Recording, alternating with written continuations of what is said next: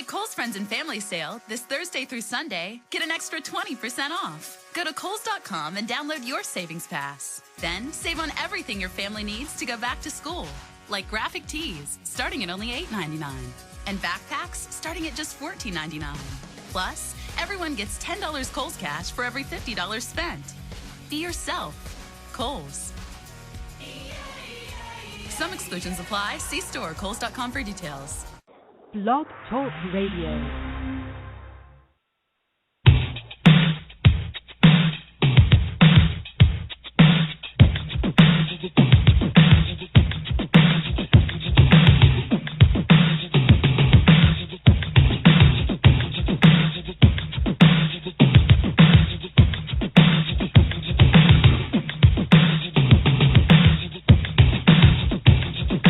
It's the sport of kings. Better than diamond rings. That's why we're here to sing football. Sunday in the snow, referees whistle blows. Weekend warriors toe to toe. Football. The old timers, do you remember the names like Bronco Nagurski and Night Train Lane? Bulldog Turner, my man Sam Huff, in the snow and the mud, they were still real tough. Crazy Legs Hurst, and remember Raymond Berry asked me if they hit hard, and I'll say Berry. Paul, Christian, Buddy, Young Lady Moore, it's them eyes on, they seem to always score. Ed Sprinkle, defensive end for those years. Dean Big Daddy Lipson was the man to fear. You have Steve Van Buren and Otto Graham. Johnny Unitas had the arm of a Superman. We had Charlie Trippy and Gino Marquette. If you're searching for a champion, they're your best bet. With the Oscar quarterback, like Johnny Lou Jacks or even Sid Luckman, as a matter of fact. Do you remember Red Brains, the Galloping Ghost? He could do a 95 running coast to coast. You had Norm Van Brocklin, a real great player, so swift with his moves that he could be mayor. Y.A. Tittle, Allie Madison, hey, I remember all those guys from back in the days. It's the sport of kings, better than diamond rings. That's why we're here to sing football. Sunday in the snow, referees whistle blows. Weekend warriors toe to toe. Football, football, football, football.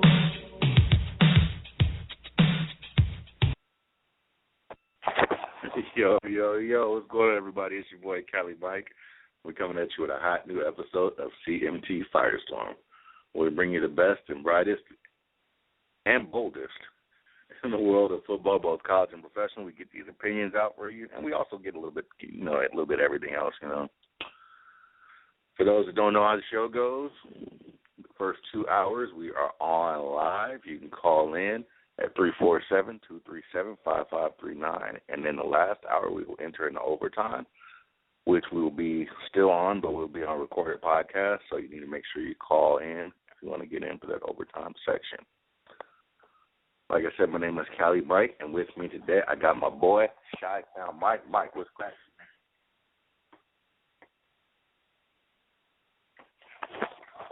Big Mike, what's going on? Hello, Mike. Okay, give me 1 second, folks. Seems like we're having a little bit of technical difficulties here. Hold on.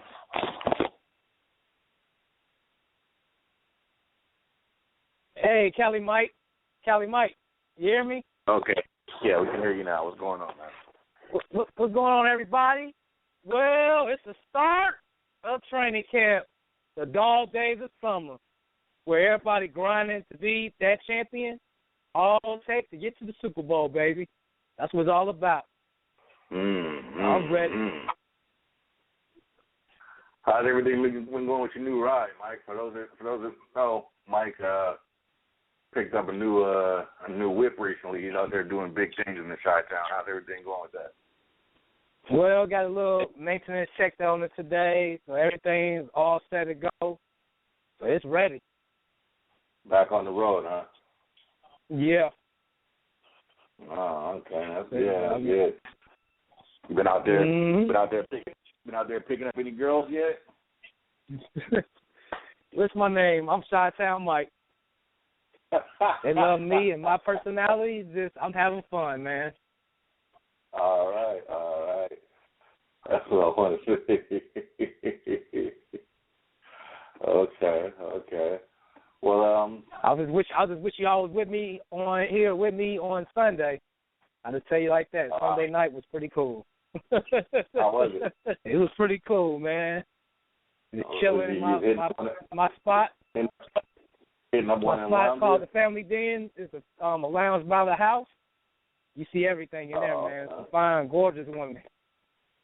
Wow. That's all I got to say. You know, mature, grown and mature, man. It ain't no youngins, man. Grown and mature, grown and sexy. You know, I tell people, like, the few times I've been to Chicago, the women up there have been very nice.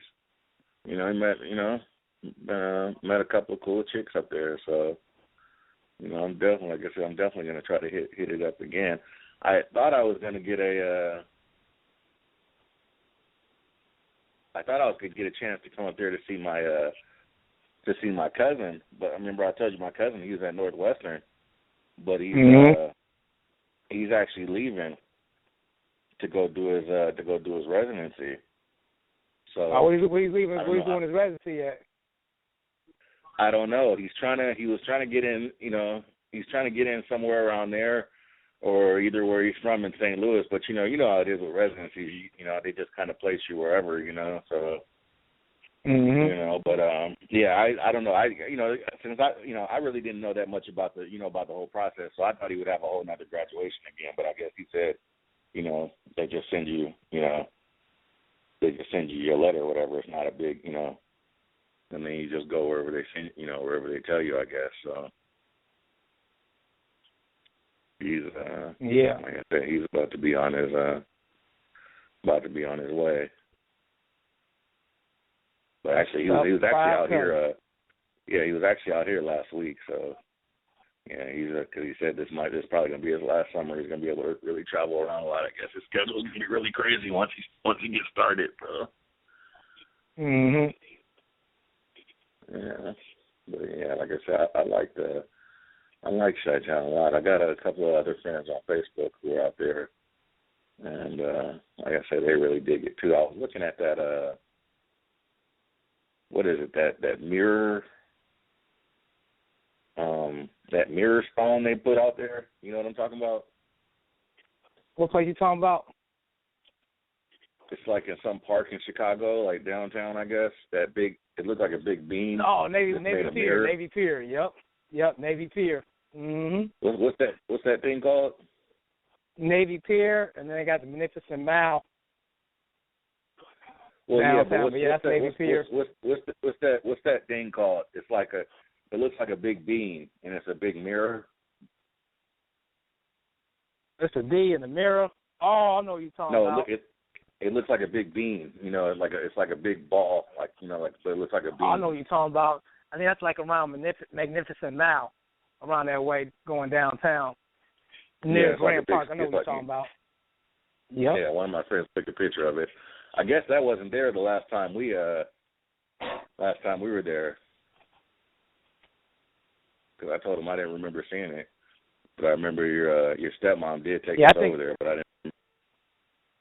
Yeah, because every now and then I've seen it. I think it might have been there when y'all was here. Yeah. But listening, it's like it looks like a large. It's like a sculpture, but it looks like a huge beam, you know, but it's like big as a house, and it's like all mirror, and it's like all smooth, so you can see your reflection all around it. It's pretty nice. But anywho, let's get on with the get on. Last week we had started.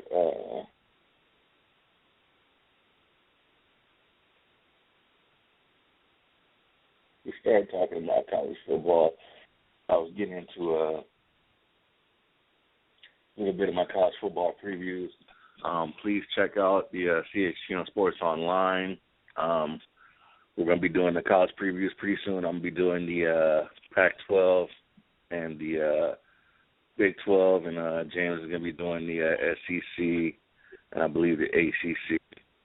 So please make sure you check that out. We should get those within the next couple of weeks and have those posted up on there. I'm looking at, right now it seems that a lot of the teams are going to be getting into a lot of teams right now are still doing their player-only practices. They can really only get into team-sanctioned practices like right before the season. So it's kind of like in high school football when you'd have conditioning during the summer, but you really didn't have to come. But the coach would kind of tell you needed to be there. So if you're going to be a part of the team, you need to be there. But really, it doesn't really get started until 2 weeks before the season. The season starts with the Hell Week practices, and and that's when you do your two-a-days and whatnot. But like I said, I don't think they do that in college because they're already pretty much in shape. So, but a couple of big things that have gone on this past week. Braxton Miller, the former starting quarterback of the Ohio State Buckeyes, has announced that he's going to be switching to wide receiver. And this is, of course, to make way for either most likely JT Barrett or Cardale Jones to play quarterback. Miller was the previous starting quarterback for the past 3 seasons for Ohio State. He's been starting ever since he was a freshman, but then he got injured, and then that's when Barrett, and then after Barrett got injured, then Jones took over. So he's going to be switching to wide receiver. He was also the number 1 quarterback coming out of high school. I've always said that I don't believe Urban Meyer is good at developing quarterbacks. You look at the quarterbacks that he's had going all the way back to youth. You can go back to Utah, but even with Alex Smith, that was Dan Mullen. But when you get to Florida, you look at what happened with Tebow. Never really developed. Then you get here, you see what happened with Braxton Miller. I mean, it's like what none of the quarterbacks this dude didn't have ever really became quarterbacks. What do you think about Braxton switching to wide? I mean, like I say, to me, it's probably a good move for Miller in the overall, for when he gets to the NFL. Because like I said, at this point, he probably wasn't going to be playing quarterback in the NFL anyway, so he probably wasn't going to be looking for a position change. Sometimes, though, to me, it might actually be a little bit better to have that unknown, if you're switching, because then, if you play this whole season and you're a sorry wide receiver, you're not going to make it in the NFL. That's kind of, you look back at Denard Robinson at Michigan, he played quarterback, and then finally, he started splitting kind of at the end of his during his senior year once they had a coaching change, which to me was, like I said, was a big mistake. I think he was their best option at quarterback. If you don't have a superior passer, you always want to keep your best athlete, keep the ball in the hands of your best athlete. But and then he was able to get into the league in the second round as a wide receiver / running back. He didn't do that bad as running back last year. But what do you think about Braxton Miller switching to wide receiver, Mike? Go for it. Hey, we're going to make it as quarterback in the NFL. Hey, go in and play another position. But I think, to me, personally, I think he's, talent-wise, I think he's a better quarterback than Cardale Jones. But I guess they want to give Cardale Jones a fair shake since he won them a national championship. So, hey, guess they don't want to break that since they went and did what they did, boy. Or to still have some competition, or maybe just them be versatile, he's another weapon where they can put him at receiver or something like that, Yeah, I think pretty much that's what's going to end up happening with him. Ohio State Jones or Barrett or Cardale Jones. Yeah. Oh, Cardell, oh my bad. Forgot because Barrett and Braxton Miller got hurt, then Barrett came in, he got hurt, and they got Cardell Jones. So you talking about Braxton Miller is the guy that's playing a new position, right? Braxton Miller was the first guy. He was the first. He was the first quarterback, and I think then he was the starter at first, and he should still be the quarterback then. Well, that's what I'm saying. Yes, but he switched to wide receiver now, so he's a wide receiver. I think they should keep him at quarterback. I'm sorry, I got it mixed up. I got to the second guy. I think they should keep him at quarterback. Okay, yeah, you think about that. Oh, so you think they should let Miller come back? Yeah. Or if that's the case, then Miller should transfer, man. He wasn't a bad quarterback. Like I said, he led them. He only had the starter. Yep. Yeah, he only had like 2 losses as a starting quarterback. I mean, he and then that one season, they were undefeated. They just weren't bowl eligible. Yep. I just think to me, but I don't think he was the same. I don't think he was the same passer as Barrett or Jones, though. I think they still should have him. Or if that's the case, then remember they talk about Braxton Miller transferring to go to Florida State. He should have went to Florida State then. If he wasn't going to be the quarterback, but I guess he loves going to stay at Ohio State. But he could have went on to Florida State and possibly been a starter. That's what Everett Golston did. I mean, like I say, to me, that's what I thought, would have been his best option. To me, it's like go ahead and, go to a team that, especially, like I said, go to a team where you might actually have a chance to start at quarterback and, and to be useful. I mean, even if you have, even maybe if, I don't know about taking a step down. It depends on the program, I guess, but, like I said, I mean, go to university. I'd transfer to the University of Texas, man. They've been needing a quarterback for the past 10 years. Go to UT, or go, seriously. I mean, you could be, if you can't win a job over Tyrone Swoops, then you can't play quarterback. Go to, like I said, LSU needs a quarterback. Bama doesn't have a starting quarterback right now. You got a lot of top schools that could definitely use. Yeah, LSU. You got a lot of top schools that could use a starting quarterback right now. So, like I said, I definitely think leaving should have been an option. But I guess he didn't want to leave. Let me go ahead and get to some of these calls on here. We got 813. What's going on? What's up, people? How y'all feeling? What's up, Tony? How's it going, Tony Watley? Got the original Tennessee Volunteer, Antonio Watley with us. What's going on, man? Hey, I can tell you this. For Braxton Miller, excuse me, I got a cold. I was just about to say, you have a cold, don't you? Yes, I do. But those are the worst, man. How you get a cold in the middle of those are the worst colds ever when you get a cold in the summer, man. It is horrible. Horrible. You got allergies, Tony? Yeah, I was going to say, because it sets your allergies off and everything. You got all that. You got allergies all that and stuff. You got allergies flying around. Yeah. I got allergies. I got air. It's the change of atmosphere. It's the change of humidity. It's the change of everything from going from Florida to Tennessee. My body is not adjusting well.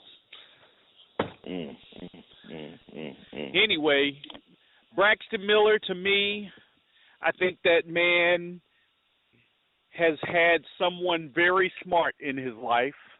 And I say that because what they're trying to make him understand is the big picture. The big picture is, son, you want to go to the NFL. Right now, you are on a national championship team, a team that's probably going to be in the playoffs every single year, and you are already been a star on that team. Find you another spot, get in that spot, shine in that spot, and get into the NFL. And you know who can say this is how you do it? Randall Cobb. Look at Randall Cobb.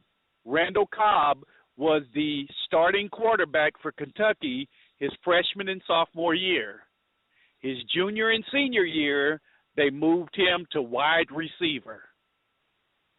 He went into the NFL as a wide receiver, and he just got a $40 million contract as a wide receiver in the NFL. So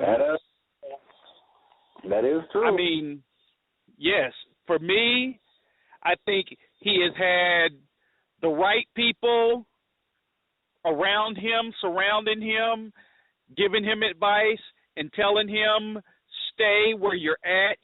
People already know who you are. They already know where you're at. You ain't got to start over. The coach already obviously likes you, or he wouldn't have made you starting quarterback for his team to begin with.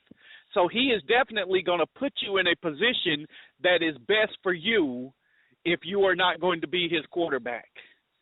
And the best thing for you to do is stay where you're at, build on where you're at, and get yourself in the NFL. And then prove yourself in the NFL wherever you need to prove yourself. Well, now let me ask you this question, Tony. Like I said, like you said, the situation with Cobb was kind of different because he switched midway through his career. Braxton Miller only has 1 year left. This is his senior year. Yeah, I agree there. It is a little late for him to be doing this switch, but at the same time, I think you do. Excuse me. With a year yet left, you don't go to another team. You don't go and put yourself in that situation. Excuse me for all the coffee. Yeah, I'm looking at his stats right here. Yeah, he was barely. Looks like he was with his last season he had, he barely passed for 2,000 yards with 7 interceptions and 24 touchdowns. It wasn't that bad, but it's not necessarily good. He did rush for over 1,000 yards. Yeah. Like I said, you can see that he is just like Cobb. He's an athlete. Yeah. He's one of those people. He rushed for over 1,000 yards. The boy can run.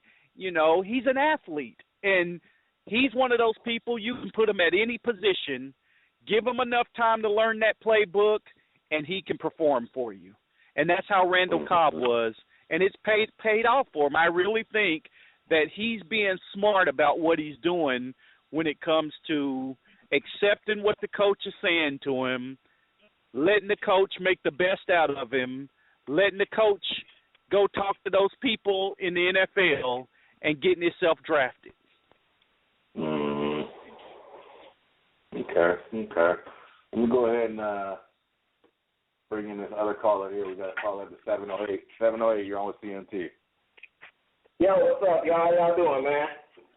What's going on, Damien? Hey, man, you know me, chilling and running. You know how I'm doing.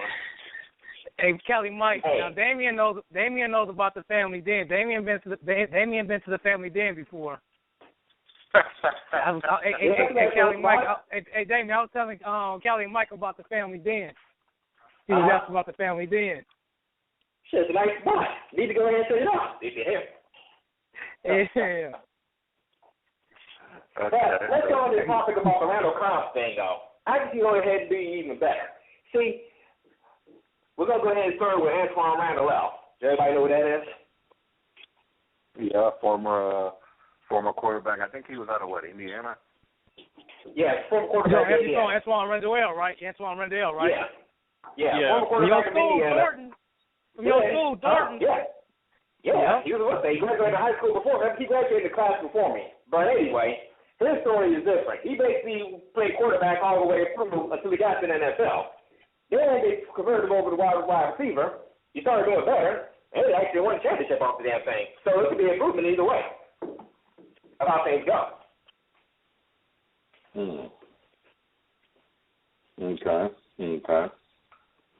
What do you think about the specific situation with Braxton Miller? Braxton Miller? Let's see. In my attitude, if it's going to help him out, switch his position, then so be it. Everybody who comes in isn't who plays the quarterback. is the best to do quarterback in the NFL because it's a big story. It's a big jump from college all the way to the motherfucking pros. I mean, you know, he plays down so forth, so I'm just saying. I mean, if that change is good, then let it be. That's all I'm saying. Mm-hmm. Well, see, the only thing that I see the difference is between between guys like Randall L., Denard Robinson, Hines Ward, these kind of guys that play. To me, they were just more. I mean, Braxton Miller's an athlete, but to me, those guys were a lot more explosive than him. I mean, Randall Cobb, Randall L. I mean, these are all guys you can kind of tell. They had that explosion. Like Denard Robinson, Randall L. He's a good athlete, but he's more like an athlete. He's more like I'll break down my running athletes into these two kind of categories. You got a running quarterback that can be like Michael Vick, who has that explosion. And then you got a running quarterback who can be like Vince Young, who's also a running quarterback, but he's not necessarily explosive, but he's a good athlete. You know what I mean? Braxton Miller is more that Vince Young.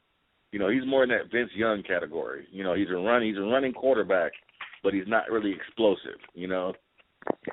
Okay, all right, I'll give you that. I mean, shoot. I mean, I've seen him play. Basically, he has more. I mean, he doesn't have power presence, but when it comes to it, we go ahead and scramble. He can scramble. That'll give him that. But it all depends on what scheme the coaches are running, because he can do he can do it all, but it doesn't matter. If the playbook calls for him to go ahead and be in the pocket, then he's got to deal with being in the pocket. Let the coach go and see he's a better runner. I mean, he can only do so much. Yeah. Hopefully, like I said, like you said, hopefully this will work out for the best for him. I mean, he's staying loyal to his school, and like I said, he's giving him everything he got since he's been a freshman. So hopefully this will work out for him, and now he's a senior, he'll get to turn things around.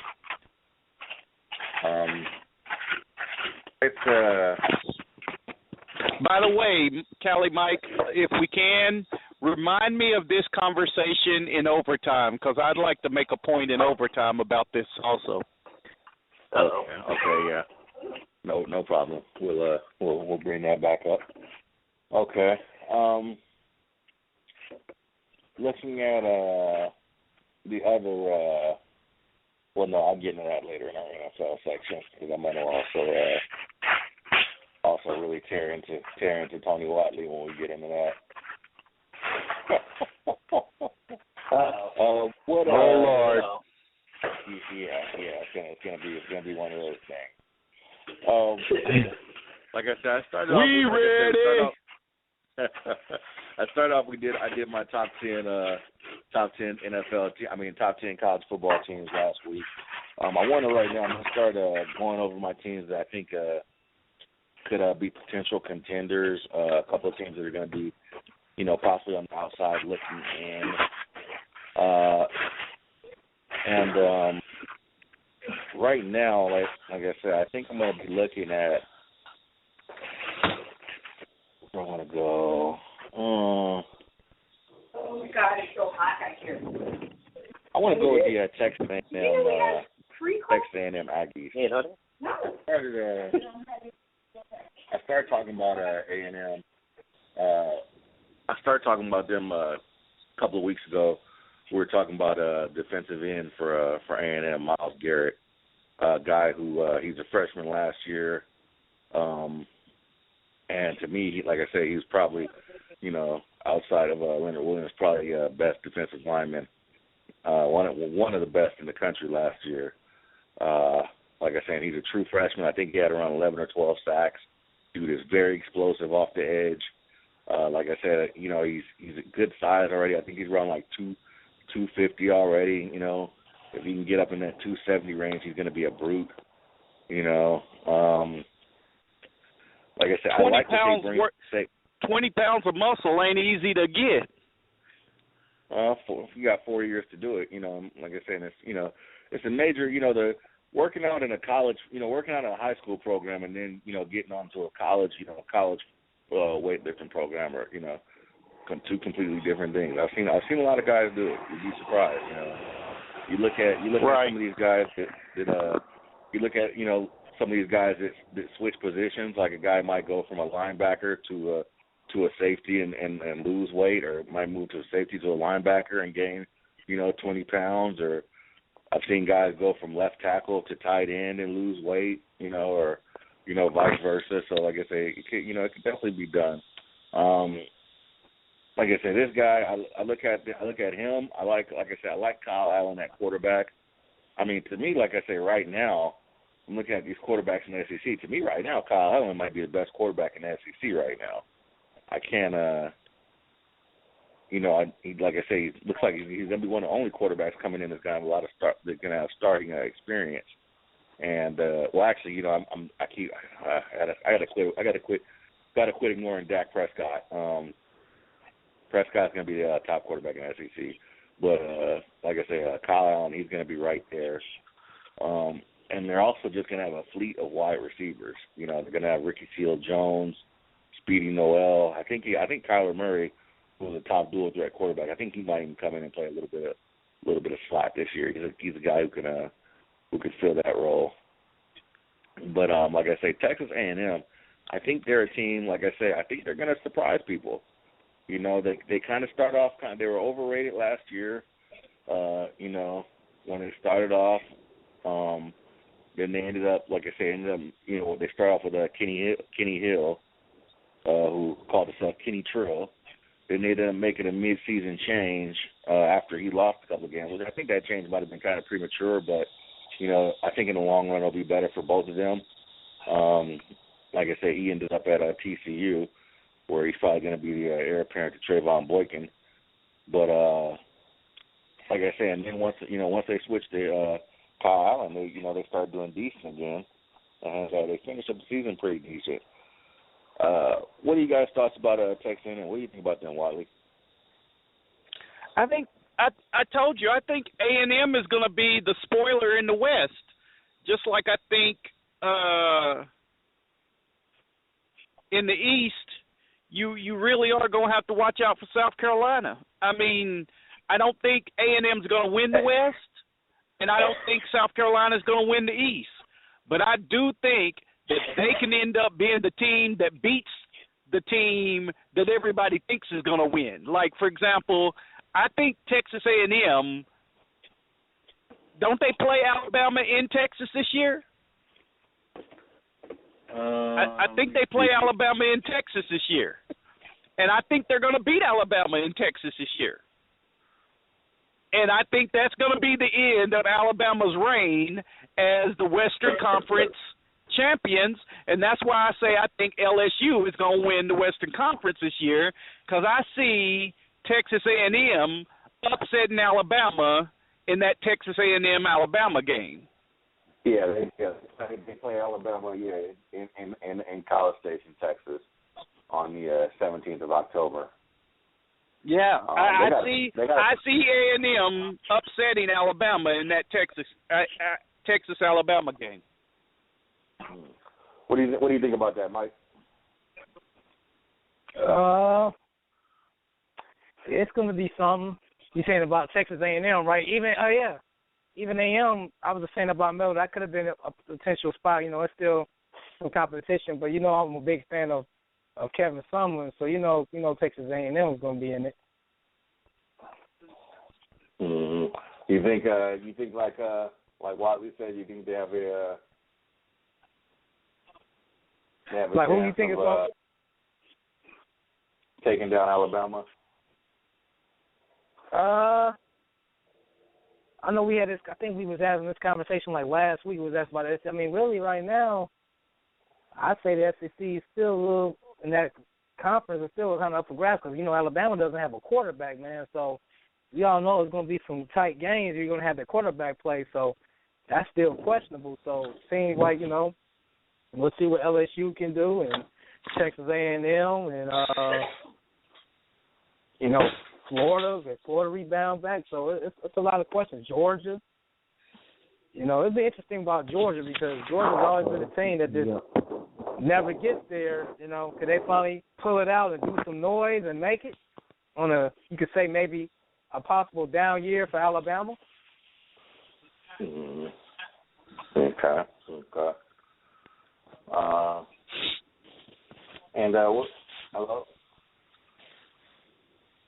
What's up? Dion, back on? How's it going?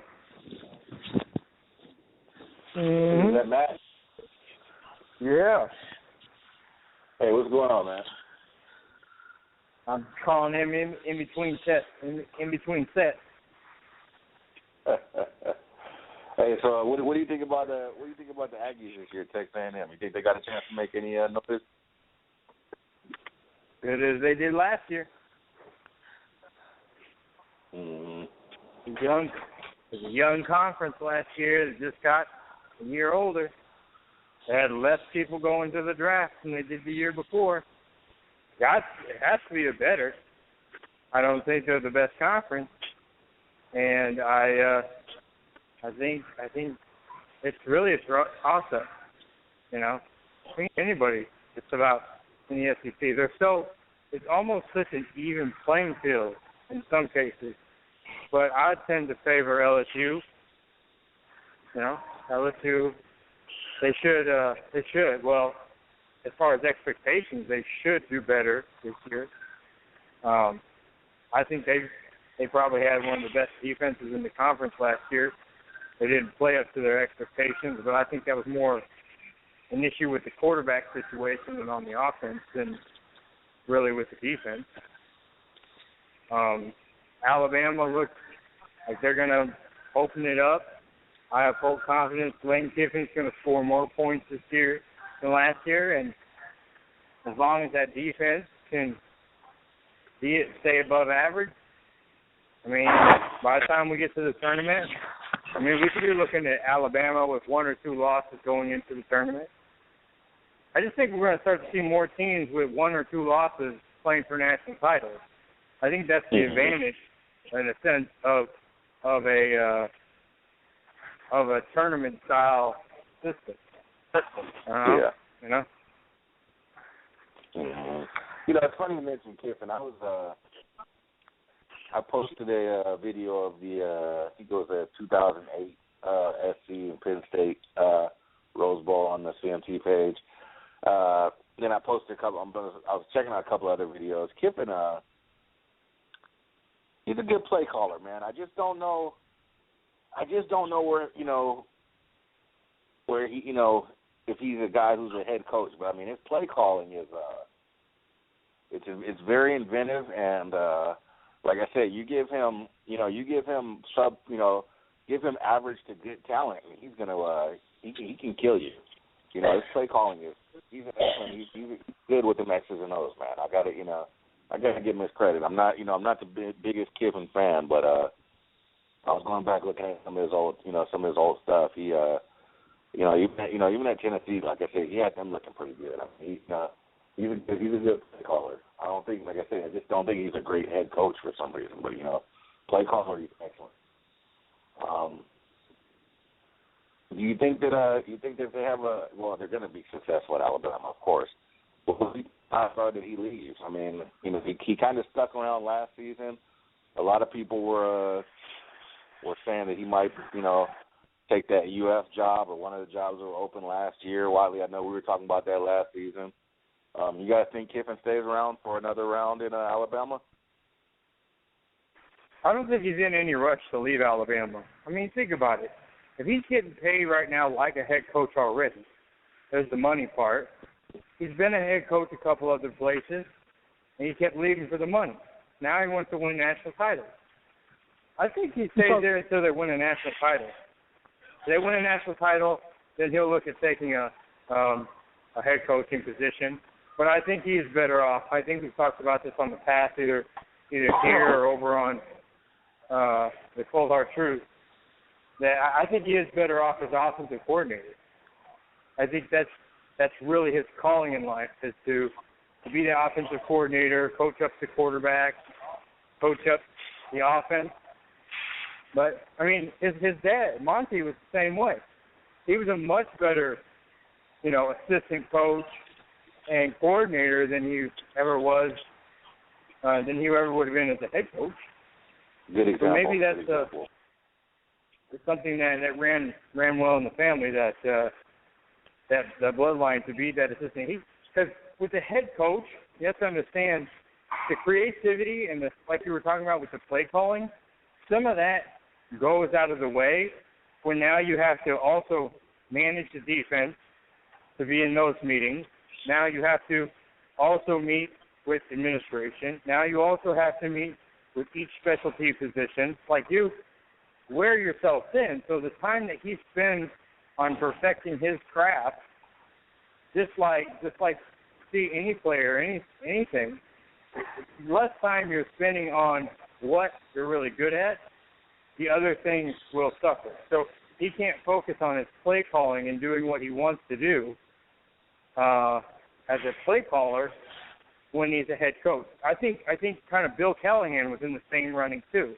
I think Bill Callahan's a really good offensive play caller. He's a good assistant coach, but I never thought he was worth a damn as a head coach in the pros or in college.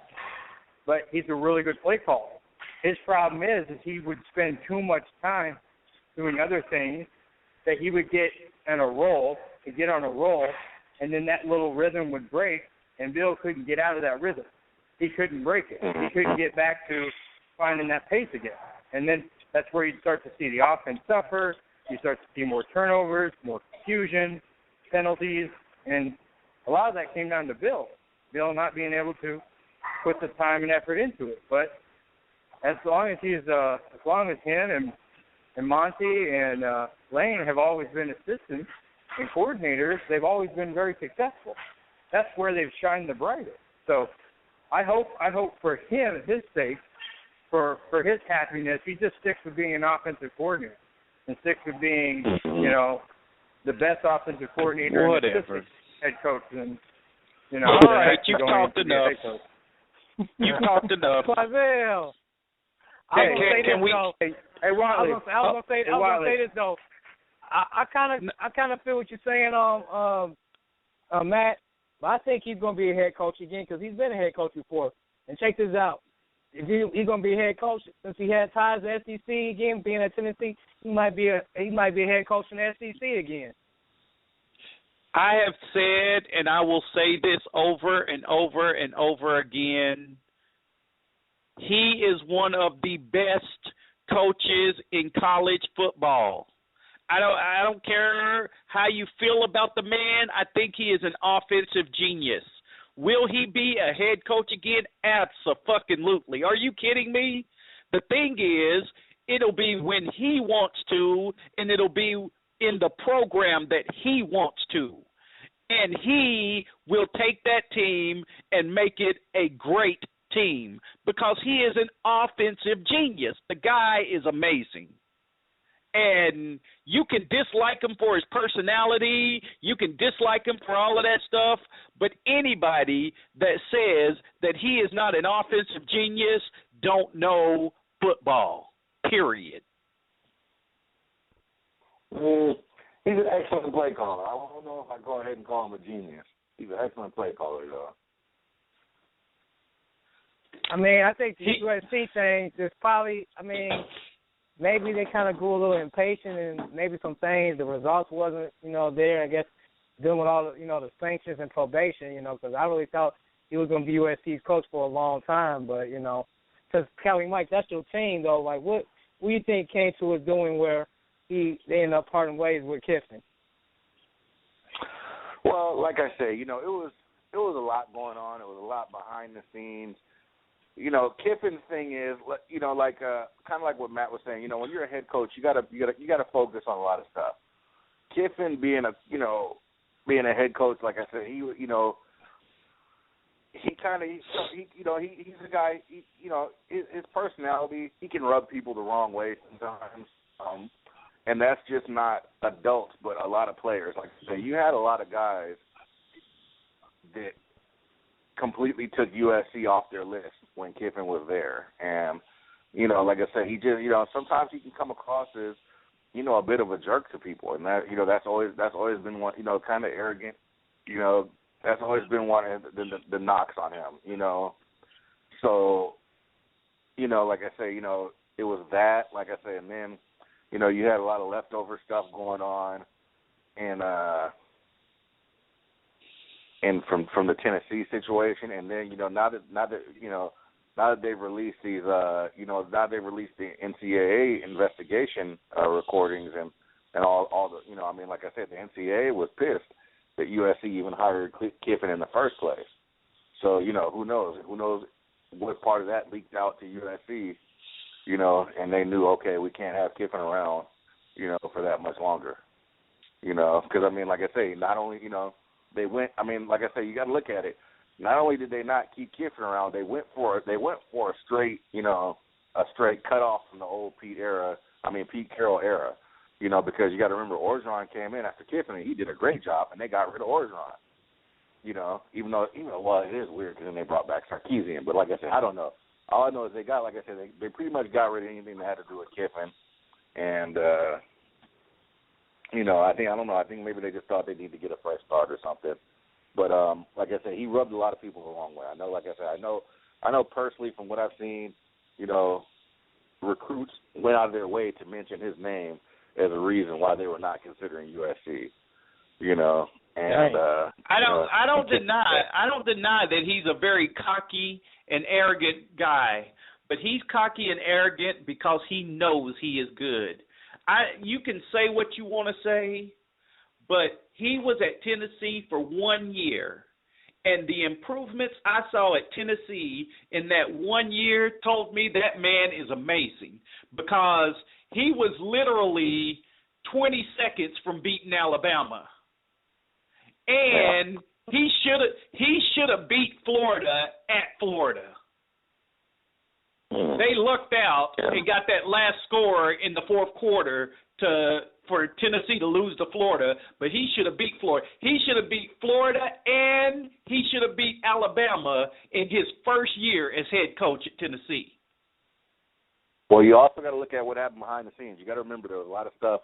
Tennessee almost went into sanctions over that 1 year of Kiffin. I mean, they had. Well, I think they did actually get censured or something by the NCAA. And plus, they had like 3 guys go to jail from that team: Jawanza Jackson, LaTuan Anderson. A lot of stuff went wrong with that Tennessee team. I agree. He's not the organizational guy. He's the let's win guy. So that he expects to put around him the people that handles all the organizational stuff. He just wants to win, and that's what gets him in trouble. Is he doesn't have his fingers in all the pots. And to be the head coach, you got to have your fingers in all the pots. Can I just say it's absurd that you really think that someone's great based off 1 year's performance? You can't base anybody off 1 year. No, I'm saying what he did as an assistant at USC. Told you everything you needed to know. You already said it. Doesn't matter how you flip it or spin it or say whatever you want to say. The 1 year where he stood by himself and took a horrible team and almost made them a really good team in less than a year. He was already a good assistant coach at USC. I'll put this: his USC teams, those 2 years, were better than those Tennessee teams, but he couldn't get past them. He had just about the same number of scholarship athletes because people couldn't make teams, because people couldn't stay out of trouble, couldn't stay out of jail, couldn't stay off probation. Go look at the scholarship athletes that actually hit the field. He had the same number of scholarship athletes hitting the field at USC, and they were higher quality, star 5-star athletes, and guys that would rather play at USC from Hawaii, from Samoa, from California, from Texas, Arizona, guys that would rather play there than anywhere else in the country and getting partial scholarships. Or no scholarships. But at the same time, a lot of them were all listening to the media about who he was and why he was, and they didn't want to go into all of the stereotypes. They did go in. Wait a minute. His teams, his USC teams were better than that Tennessee team. Both of them. All right, we got big James on with us right now. What's going on, James? Hold on, I'm on here. Yeah, we hear you, James. Yeah, what's going on, folks? Man, it looks like y'all talking about Lane Kiffin, and my summary about that is, I mean, there's a reason why Lane Kiffin is a coordinator now and not a head coach. As good as he supposedly is, or the great mind that he supposedly is, he's still an offensive coordinator and not a head coach. He had his chance at Tennessee. Yep. He had his chance at USC. And in both cases, he was basically outed. No, he quit at Tennessee. Well, they still had the controversy at Tennessee, and even then, there should have been no way that Lane Kiffin should not still be the head coach at USC if he's that good. USC was just going through. You got to realize, USC was going through something. They got rid of a coach right after they got rid of him. But even with all the sanctions and the suspensions and all that thing that USC had, they could have still had Lane Kiffin there. Again, like I said, there was more going on with with USC than Lane Kiffin. Lane Kiffin came in, Lane Kiffin left. I think it was Orgeron, wasn't it? Came in and left. There was like a couple of coaches right there for like 4 or 5 years that just USC has been going through something that's organizational. It's not coaching. No, they hired Lane Kiffin. He got fired 5 games in. Orgeron took over as the interim head coach, did well, got them to a bowl game. I believe they won that bowl game. Then they decided not to take him on, and they hired Sarkisian. It was Lane's era, then Sark. Orgeron was only there 6 games. Plus a bowl game. That's it. I will put it on the record right now. It might be 5 years from now, but one of these days, a major program is going to hand Lane Kiffin their keys again, and he will take that program to a national championship. I might actually rather have Orgeron as a head coach than Lane Kiffin. Be honest with you. Yeah, well, I would. There's not even a doubt about that in my mind. Yeah, I would. At this point, yeah, I would. Whatever. Like I said, somebody is going to hand Lane Kiffin the keys to their program, and he is going to take that program to a national championship. Mark my words. It's going to have to be a big name program because, I mean, as of this point, Alabama really paid him some good money to stay as their coordinator. So that's what I'm saying. It's gonna take a while, but whoever does, it's got to be a major program because he ain't gonna give up the money he's making right now. Could it be? But if you think about it, most of those guys, most of those teams are gone. They've already been, taken. State, Florida, Texas, USC, UCLA, Ohio State. I forgot Florida fired Muschamp. I forgot. I thought Muschamp was there for another year. Yeah, but no. They just got the guy from Colorado State at Florida. So unless maybe your boy out there in Georgia gets fired, maybe he could go. No, they just gave him an extension. Now, you got to realize the ACC is wide open. Why is it wide open? Because they got one good team. Hey, Miami. And because they got Miami. Let me finish. They got one good team, and I'm telling you, Lane Kiffin can go in there and take the ACC over by just beating Florida State at any of those colleges. He can go to Clemson. He can go to Miami. He can go to Wake Forest. He can go to a lot of places. Wake Forest. Kiffin in Miami would be nice. That'd be nice. Lane Kiffin in Miami might be issues. Yeah, it could be. That'd be issues. I think it's right. That might be issues. Now, how did the ACC? Whoever ranked these kids in the ACC, how are they going to do Kaio wrong like that, man? Kaio, as a freshman last year, was the best quarterback in the ACC. Best quarterback in the ACC, and the dude only made third-team All-American preseason this year. What's with that garbage? That means Kiffin can go into the ACC and take it over. Kiffin can go into the ACC and dominate it because the ACC only has one team. Well, this is what Kiffin needs to do. Like I say, Kiffin, he needs to sit down. Like I say, sit behind Nick Saban.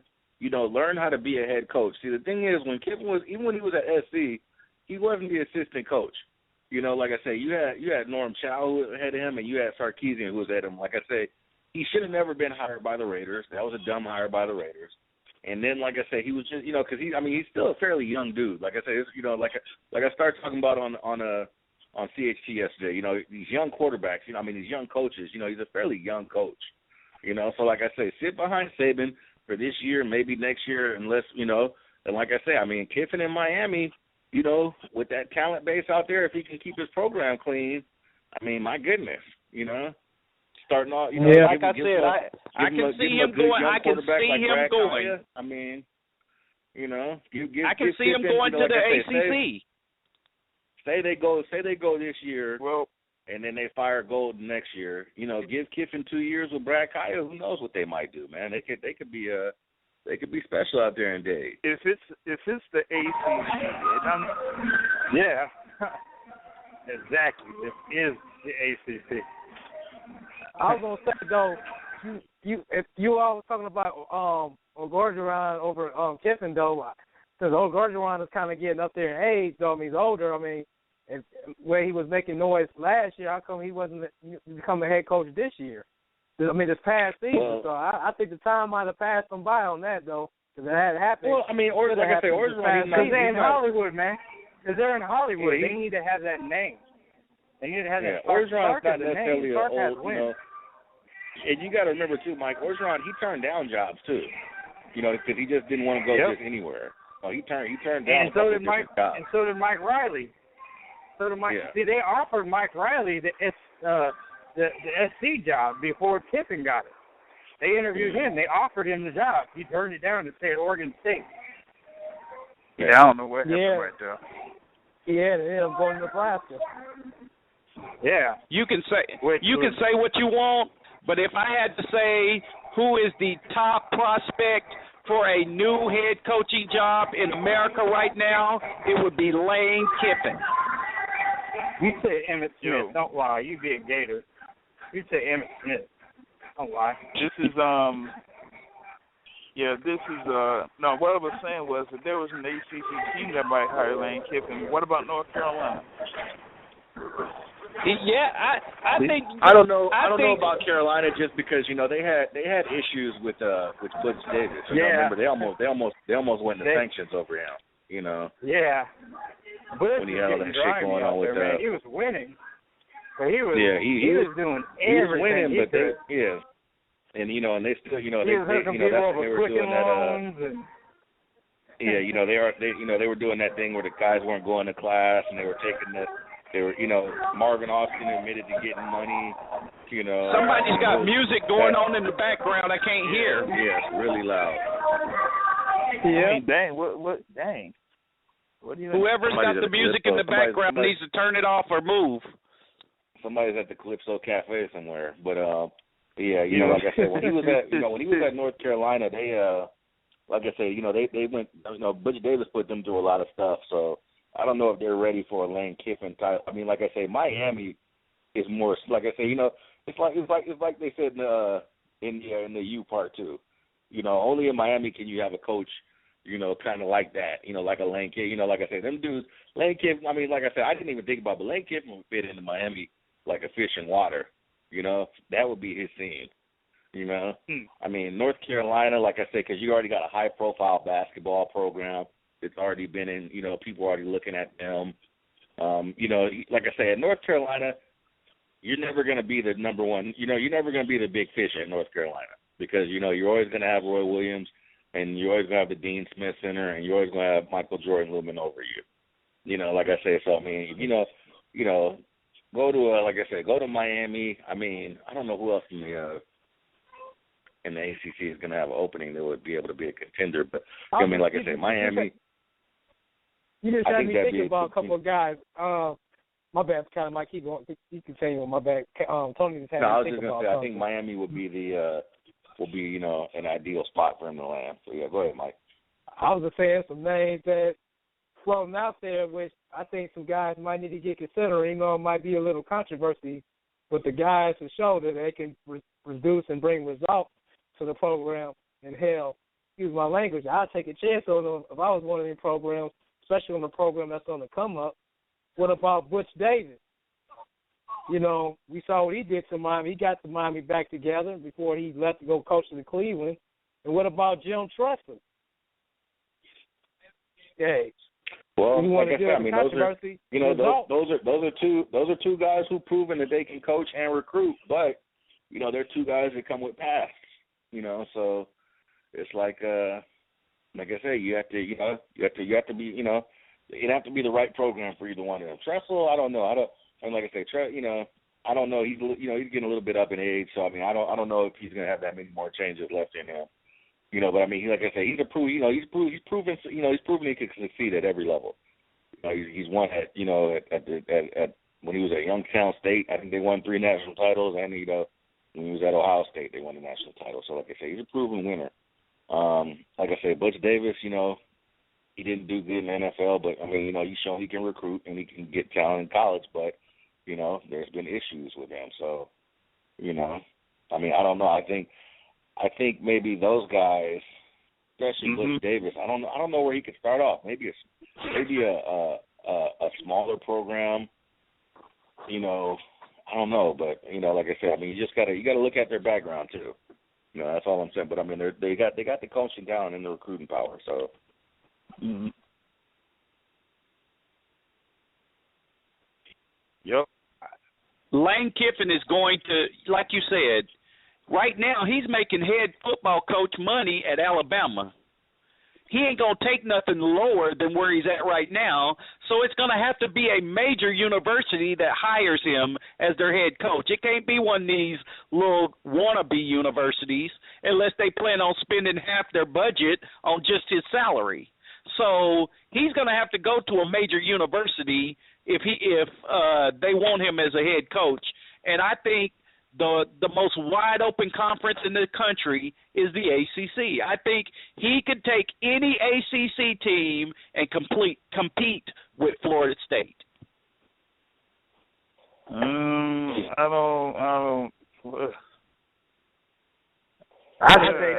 know about that one. I don't know about that one. There's only a few schools in the ACC that could compete with Florida State. Well, I'm not talking about first year. I'm talking about you give him 2 or 3 years recruiting, and he will build a team that will compete with Florida State. There's only a few teams in the country that can compete with Florida State. Really, I mean, are you recanting your first year statement now? First year he's going to be competing now. Now it's 3 years. You are always trying to do ways to evolve the storyline.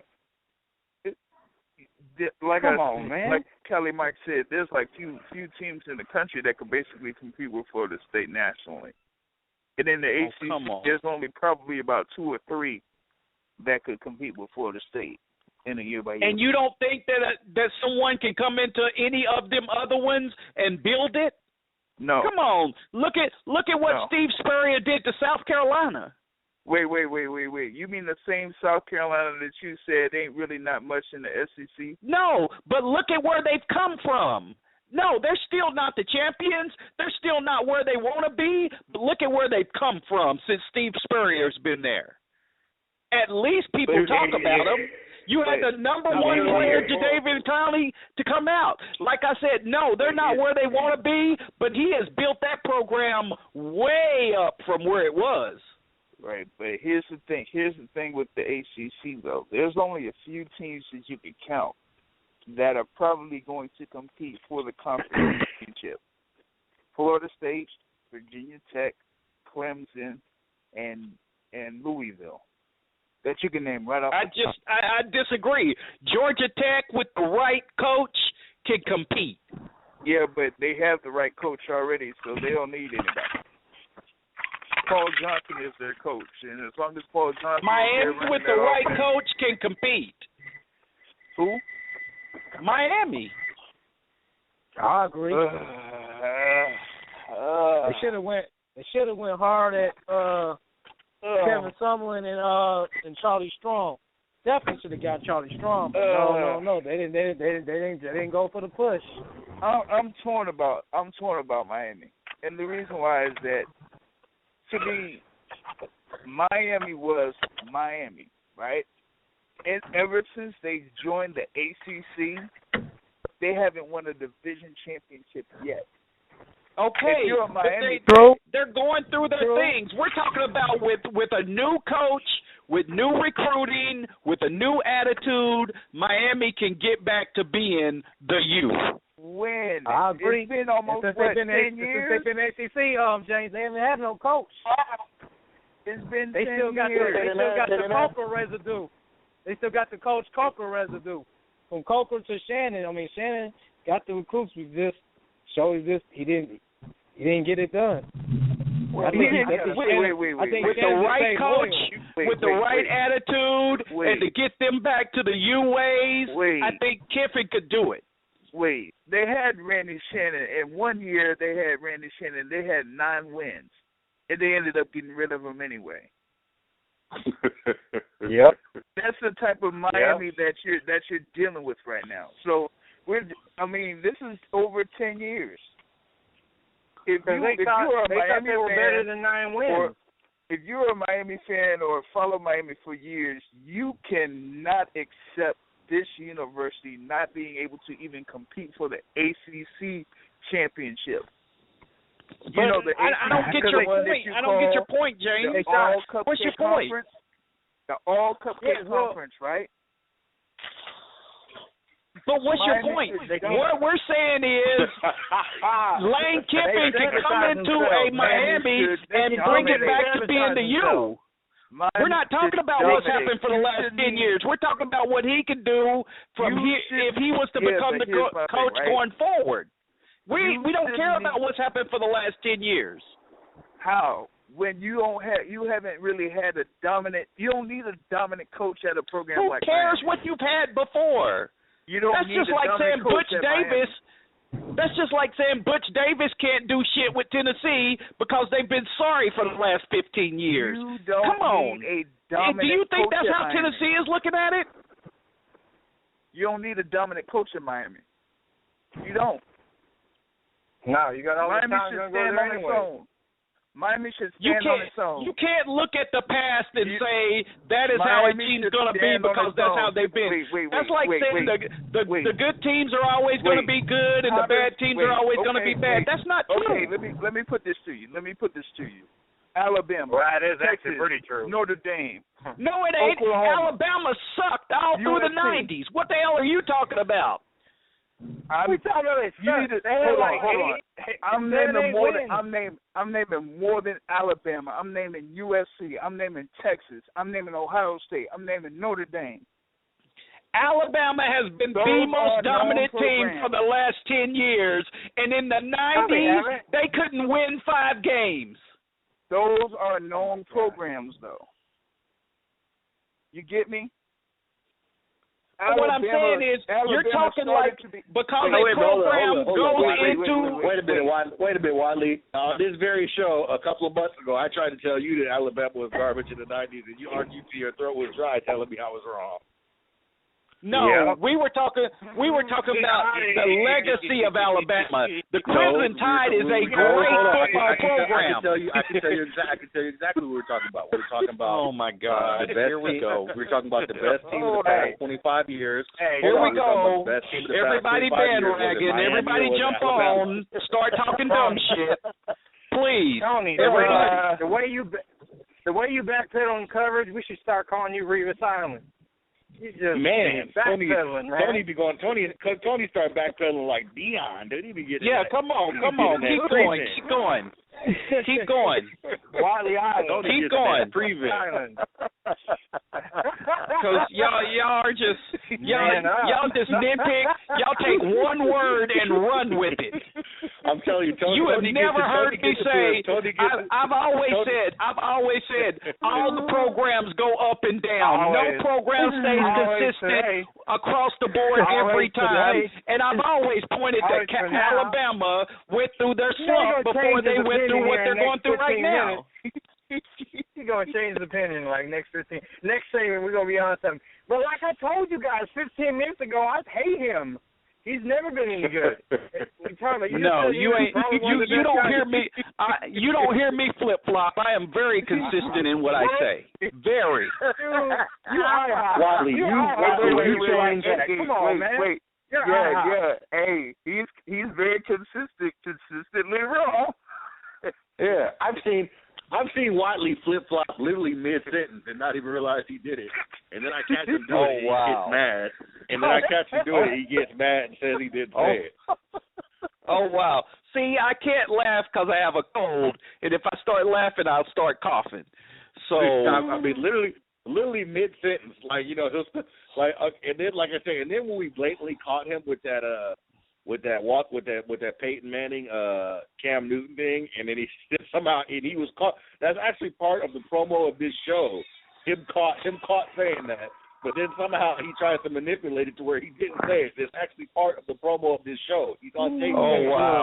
Oh wow! You know what's funny though is we can have the same conversation about any of it again, and I'll say the exact same things. Why? Because I don't change what I say or how I see it. That's called the definition of insanity.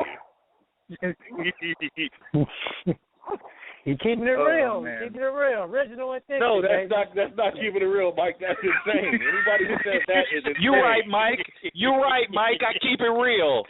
And that's how I see it, no matter what all of them say. No matter what they say, I keep it real. Anybody who tells you that their opinion is not going to change no matter what proof you provide to them is insane. We need to get that sound out from Chappelle's show when keeping it real goes wrong. Because that's Wally. When keeping it real goes wrong. Yep. Yeah. I hear you. But like I said, you can't. I am going to say the same things. Like I said, Kiffin will be a head coach again, and within 5 years of him being a head coach, he will have his team ready for a national championship.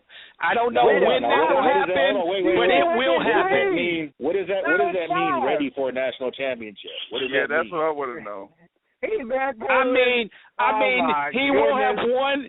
He will have won the division, made the playoffs, and once you're in the playoffs, you are ready for a national championship because you got two games and you're the national champion. Prime time. Can I just say you went from 1 year to 3 years to 5 years? We sticking with odd numbers. We gonna go with I said within 5 years. I didn't say 5 years. See, you hear what you want to hear. Where did 5 years even come from? You brought it up, Wadley. When you say, I ain't never said he was going to turn a damn team around in a year. Ain't nobody going to turn a team around in a year. That's the first thing you said. Oh my God. Replay the tape. Replay the tape. Wait a minute. Hold on, Wadley. Wadley, do you realize when you say James, I want you to go ahead and take this recording, and if you can find on this recording next week, if you can find on this recording where I said he would have a team ready in a year, I want you to play it back to me next Wednesday, please. Okay? Wadley, okay, let me ask you a question. Do you realize that when you say within 5 years, that means that the maximum is a possible of 5 years, right? I know exactly what it means. Thank you. So right after you said that, then your next sentence was, I never said 5 years. No, because Matt said I went from 1 to 3 to 5, and I said no, I didn't go to 5. I said within 5. That within 5 can be. Can we move on? Because you guys are arguing stupid shit right now. What? Hey. Dude, you're the Y'all one are really food. arguing stupid shit right now. About the way it tastes.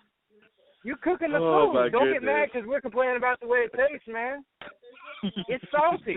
You know what else man. I'm glad here? You know what else I'm glad for too? I'm really glad that Clausel isn't here. Clausel will come in and try to save Wiley right now by saying something. No, I don't need saving. Like I said,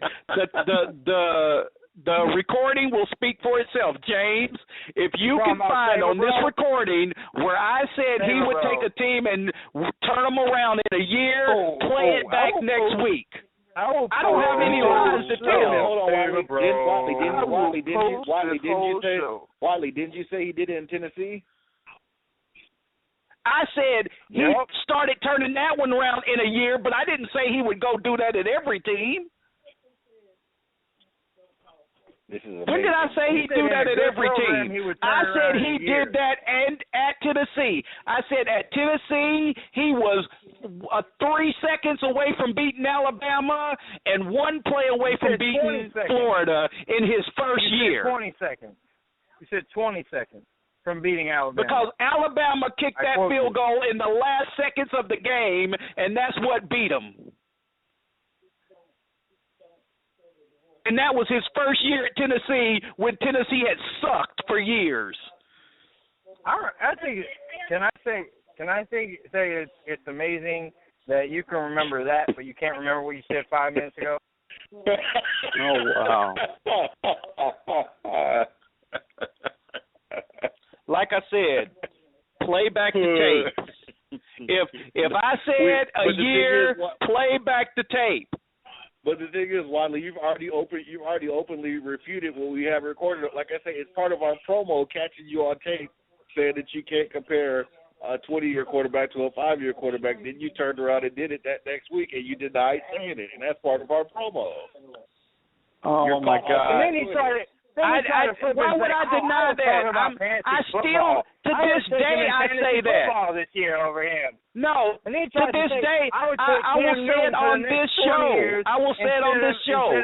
When you are comparing careers, you cannot compare a 5-year career to a 20-year career and then say that they are even in the same ballpark. Oh, my God. You can't compare a 5-year career with a 20-year career and then try to compare stats. Are you kidding? That's impossible. You said compare stats. You just said they was better. That's not what we were doing. What same person would do that? That's not what we were doing, Watley. You know it. You're making stuff up. Ooh, boy. Oh, wow. Like I said, I stay firm to the way I see things, and I will say them over and over and over again, whether you all like them or not. I don't change like the weather, like y'all do. I'm going to say what I say, whether you like it or not. All right. Is Eddie on tonight? You say, Matt? Is Eddie on tonight? No, I don't. Yeah, what's up with 80? Where's downtown Eddie Brown? Let's move on though. It's 6:50. Let's move on. We're gonna need him to scoop Watley up. We're gonna need him to scoop Watley up and go get that drug test he was talking about. But I'm starting to think it is needed. I'm starting to think so. All right, let's move on here. I want to move on. We're gonna move on to NFL. I want to move on to the biggest news of the past week, and I also want to move on to the new segment we started last week called Take This L. And, of course, this L is go out to touchdown Tom Brady. Tom Brady, take this L. Your suspension has been upheld, and now you have been caught lying about destroying a cell phone. Now, out of everybody that's on this panel right now, there was only one person out here who defended Tom Brady who said that this didn't matter and that it wasn't a big deal. Let's figure out who that person was. Mike, I hope you're talking about me because I still think it's not a big deal, and I still think that you are just killing Tom Brady. You are. Okay, Watley, you do realize that this proves beyond a doubt that he lied now, right? You do realize that, right? Wait. Let me explain something to you people that obviously don't understand technology. Tom Brady could have went and thrown. Let me finish. Tom Brady could have went and thrown his phone in the Atlantic Ocean. If they wanted to get those text messages, all they had to do was go to the company. The company has a copy of everything that's happened on that phone. You don't need the phone. They actually have to have a subpoena to do that or a warrant. You can't just. It doesn't matter. You don't think they can get one? No, not for that. You know how hard it is for the police to get it? I would be outraged. Unless there's a lawsuit going on, I would be outraged if a federal court. Okay, it's a criminal investigation. They're saying he committed some type of crime. That's why he's being suspended for 4 games. This isn't a criminal investigation. He's not going to jail. For lying? It's not in our What are you talking about? Okay, it may not be criminal, but it's definitely illegal. And because it is legal, they can subpoena those phone records. You don't need the phone. Wiley, have you been taking Robitussin out of it? You don't need the phone to subpoena the records to get every text that has come off that phone since he's had it. Don't damn tell me. I agree. That's the point. That's the point we all agree on. So we don't need to talk about that anymore. Let's get back to you and saying that this wasn't a big deal and that Brady never lied. Again, just like the owner said. Everything you saying here is accusations. You have not got one thread of proof that he did anything wrong. And you're trying to insinuate that because he got rid of his phone, that shows guilt. That doesn't show anything because if you want to find the phone, all you got to do is subpoena the damn records. Everything on that phone is in those records. We already established that you can't subpoena any of that, so quit saying that. Bell, why would he can voluntarily give it to you? What are you talking about? He don't even have to be subpoenaed. Okay, hold on. Okay, how come he hasn't done it then? Because they haven't asked him to. But what I'm saying is y'all acting like because he threw his phone away, everything that was on that phone is gone. It's not. Why would they need to ask him to? If this is something that could clear him, shouldn't he do? He has to prove it. Hold on. Mike. Again, the phone is not needed. The phone is not necessary to get those texts. The phones are not necessary to get those texts. If you want those texts, the company can give you those texts. You don't need the phone. That's not what the problem was. The problem was is that the NFL asked Tom Brady for the phone, and he refused to do that. Everybody knows that they could have gotten the text from the company. They could have. It does not matter. You guys are saying because he got rid of the phone that shows guilt. That's bullshit. If you can get the text without having the phone. You don't have to have the phone to get the text. Okay, I agree. So it doesn't show shit. Keep saying that anymore. Let me ask you a question. Why did he destroy his phone? No. The point was he wasn't fully cooperative with the NFL. That's why he got. He doesn't because he thinks they're trying to railroad him. You wouldn't be fully cooperative either. Well, here's why. But they asked him before March. Before they met with him in March, they asked him for all that sort of information: the text, the phone, all that sort of electronic information. They asked for emails, everything like that. They asked for those things from him. He sidestepped it. In March, they understood that the phone had, as of March 6th, they understood that the phone had been destroyed. But the evidence shows through the records of when the phone was finally shut off and no longer pinged signal. This is technology, folks. June the 16th is when it was destroyed. So he lied to investigators and said the phone was destroyed on March the 6th.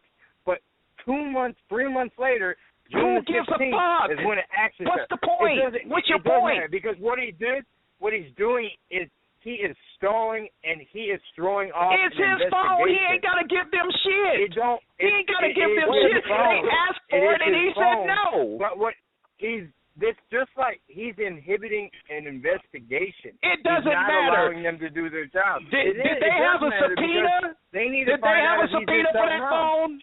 Did they have a subpoena for that phone?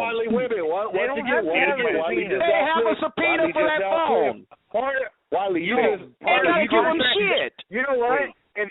wanted to, if the league wanted to go at him for conduct detrimental, they could. But the no, they Steelers couldn't because because you ask him for something don't mean he's got to do it. He lied. He didn't lie. He lied. That's all you need. Oh, whatever. See, y'all just want to hate on fucking Tom Brady. That's all that is. You want to hate on Tom Brady. No. You want to hate on Tom Brady? No, he did not lie. No, he did not lie. No, he did not lie? Yeah, he did not lie. As long as he's not under subpoena and as long as he is not under oath, he can say whatever the fuck he wants. He's got the freedom of speech, and it ain't got to be the truth. That doesn't as matter. long as he ain't under oath, it ain't considered a lie. That doesn't matter in this case, though. You want to know why everybody was real skeptical?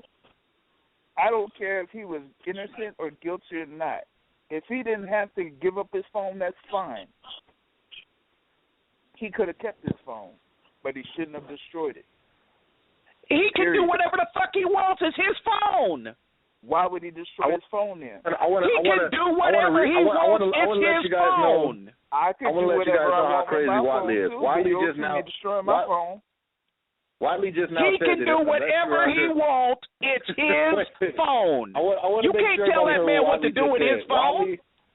Wiley just said that unless you are under oath, it is not a lie. You can say what you want unless you're under oath. That's what this legally you cannot. Nothing you say can be held against you if you are not in a court of law. If you have not been wed your rights, you can say whatever the fuck you want. This isn't a court of law situation. This is a legal situation, which means whenever he's under oath, he's going to tell the truth. And as long as he wasn't under oath, he can say whatever he wants. This is an intercompany disciplinary measure. This is not a legal situation. It's a legal situation for that company. No, it's not. You refuse to be wrong. It's a legal situation for the NFL. Oh, it's a liability situation, not a legal situation. Oh, man. It's not the illegal. Bottom line is that is his personal phone. No. The bottom line is his personal phone. He can do whatever the hell he wants with it. He can tear it up, and then you can ask him if he's got it. He can say no, and he can still have it. Why? Because it's his. He ain't under oath, and he ain't got to tell you shit. You know what the bottom line is? The bottom line is Tom Brady, Bill Belichick, Robert Kraft, and the New England Patriots can take this L. That's what the bottom line is. That's just like, you could be fucking around on your girl. Just because somebody asks you if you fucking around on your girl, are you just going to say yes? Hell no. If you don't think your girl knows, you ain't going to admit to it. Okay. Okay, sure. Hey, say what you want. I'm keeping it real. That man ain't got to admit to nothing. Yeah. And if he's got to say, no, I ain't got my phone, no, you can't have it, he can say whatever the fuck he wants to say. What you going to do? It's his phone. Destroy his phone, regardless. Okay. Like I said, if you want what was on the phone, all you got to do is contact the phone company. It's right there. Wait, here's my thing. If they ask for the phone and you don't give up the phone, and then it ends up being destroyed, doesn't that mean he's destroying potential evidence? No, it doesn't mean he's destroying anything because everything that was on that phone will be at the phone company. How many times do I have to say that? All of those texts will be at the company. All you got to do is subpoena it, and every text that's ever been on that phone will be printed out. But it's up to the beholder in reference to what is evidence or what isn't. Yeah, they can get no. The phone company. If all of a sudden they're going to federal court right now over this whole thing, over this suspension, when they go to federal court, they can subpoena those records. Oh, good, and he's going to lose in federal court too. Well, whatever. I'm just telling you, you don't need a cell phone to get what's on a cell phone. Why do you think they can track and ping and do all this shit? It's because you don't need the phone. We all know that. Okay, if you all know that, then why the hell are you sitting here arguing with me that he went and tampered with evidence? The evidence ain't even on the phone. The evidence is in the phone company. You can get the evidence. Wiley. Can you hear me? Why did he destroy the phone? Because he said he got another phone and he didn't need it no more. What, you can't do that? So hold on. You gonna tell me you ain't got a new phone? Hold on, you guys. Okay, hold on, Wadley. So when you get a new phone, you believe what you want to believe. Wait a minute. That's because you are suspicious of the man. But if the man says I got a new phone and I threw my old one away, then I threw my old one away. Okay, Wadley. So when you get a new phone, do you say that you destroyed your? Well, first of all, who destroys an old cell phone? That's insane. Do you say you're going to destroy your phone and then not do it for 2 months and then do it? Who cares? Why are you making a big deal out of that? That doesn't show anything. The NFL's making it. This is the thing, Wadley. Wadley, you've already been proven wrong because he's guilty. So you're arguing a moot point. He's guilty. So wait. So when I go and I'm eligible for a phone upgrade and I get the phone, right? Yes. Do I destroy my old phone? If you want to, yes. If you want to, you can take that old phone outside and run that bitch over if you want to. You can do whatever you want. It's your phone. But you can tell by the way. Who does that though? That's not the point. See, the thing is, you expect everybody to act like you act. Everybody don't act like you act. James, you can tell. Everybody don't do what you do. You can tell by the way Wadley said yes that he was gonna say no to whatever you said. So as soon as he said yes like that, you can tell you just expect everybody to do what you would do. Everybody don't do things the way you would do them. That was the most apprehensive yes I've ever heard in my life. As soon as he said yes like that, I could tell the conversation was going nowhere. That's what I don't expect. Again, you guys are using bullshit to make this man guilty, and you don't have a single fact, not one, to make him guilty. You don't have a single fact. You got innuendos, you got all kinds of things, but you don't have a fact. You don't have not one fact. Not one. He's already been declared guilty by the NFL. This isn't us. This isn't something me, James, and Matt are sitting here. And Mike are sitting here figuring out. He's already been declared guilty by the NFL. He's appealing, and they're still about to go to federal court over it. They're still about to go to federal court. Hold on, Wadley. So if he's appealing it, the burden of proof is on him. Hold on, hey Matt. I got a question. Right? For you.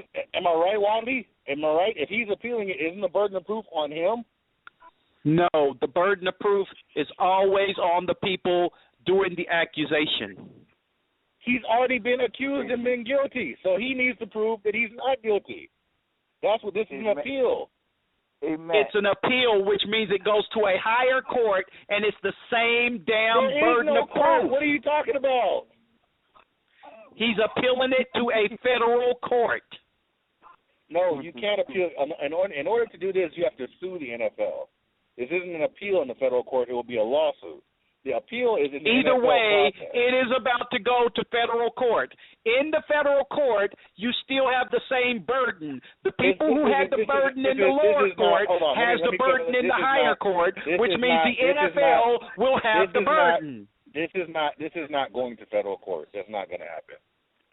They just got through telling it on the ESPN today. Robert Kraft said he should not have trusted the NFL, and they're going to take it to federal court. He just said it. Tom Brady is not that crazy where he's going to take this. This is not going to federal court. I don't care what Kraft says or big statements he made. No, that's not going to happen. Hey Matt, I got a question for you. You there? Matt, you still on? Hey, wait. Is Shot-Town, you there? Mike, you there? Yeah, Mike must have dipped off. Yeah, he must have dipped off too or something. I don't know. It might be some issues, man. But Cali Mike, man, I just can't bring myself to believe that, if a person gets an upgrade on the phone or anything like that, that they destroy their phone. No, Tony Watley does. That's why I'm telling you, Tony Watley goes to go get his phone. He brings a giant sledgehammer with him, and then after he gets his new phone, he takes his old phone outside and he smashes it with a sledgehammer. And the people inside the store look at him like, "What the fuck is this dude doing?" Oh, wow. Tony Watley carries around. I don't know if you remember. There used to be this comedian back in the '80s called Gallagher. He used to smash watermelons on stage with a big ass mallet. That's what Tony Watley does. Wow. Whenever Tony Watley gets through with something, he smashes it so nobody else can use it. If he buys a new car, instead of just like trading his old Tony car Watley doesn't deal in opinions. Tony Watley deals in facts. And just because your opinion is what it is, and I'm not here to change your opinion, I'm going to give you the facts no matter what your opinion is. The facts are you cannot make a person give you his phone. You cannot tell a person what he can do with his phone unless you have a subpoena. If you don't have a subpoena, he can do whatever the fuck he wants. And unless he's under oath, he can say whatever the fuck he wants. And you don't have to like it. It don't have to be the truth. And you don't have to agree with it. Those are the facts. Okay, it's right now at 7:08. We got about 22 minutes before we get to overtime. Please call back because we're about to hit up a couple of hot topics. Before we go that far, the number is 347-237-5539.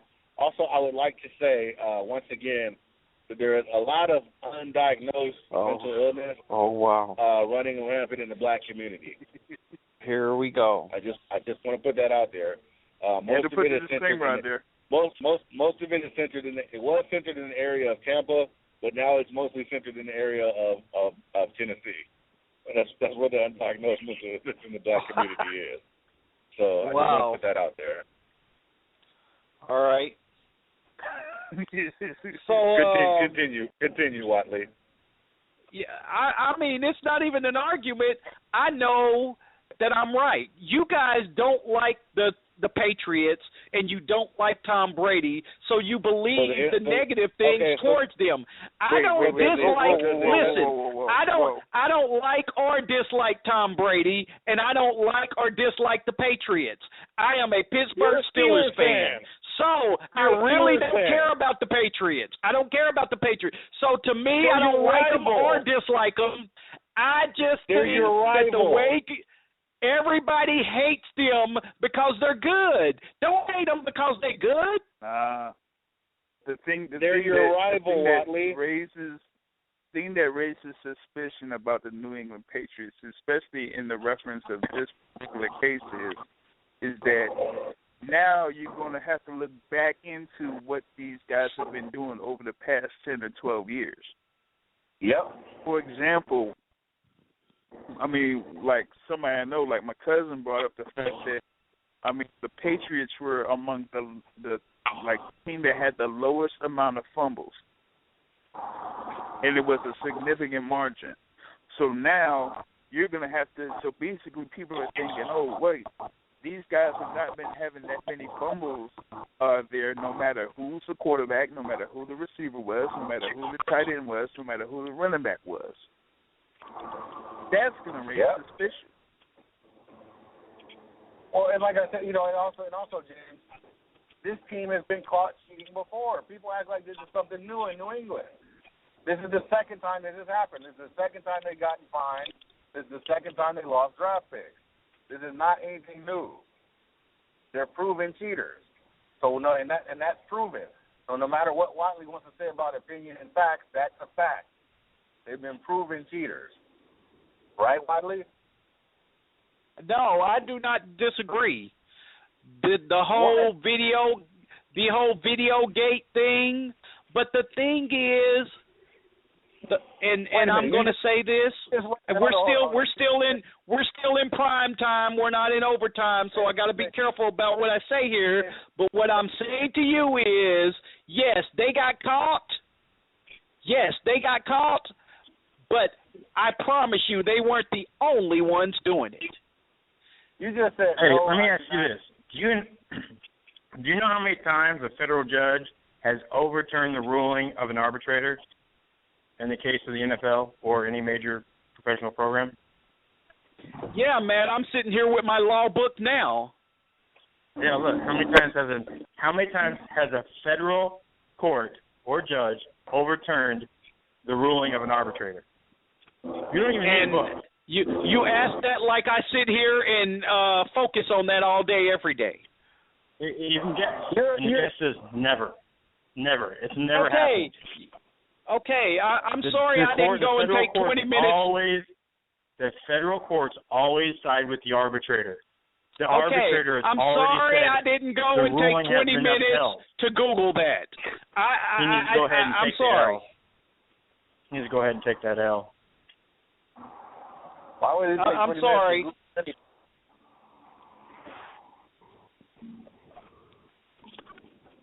Go ahead and take that L. Okay, let's move on. Wiley's been proven wrong. Oh wow. I want to Wiley, there was something you wanted to bring up. Oh, I wanted to bring this up too before we change subjects. Me and James were talking on a subject about it was about AJ McCarron going to and AJ McCarron was saying that he was a lifelong Miami Hurricanes fan, and he actually wanted to go to Miami, and that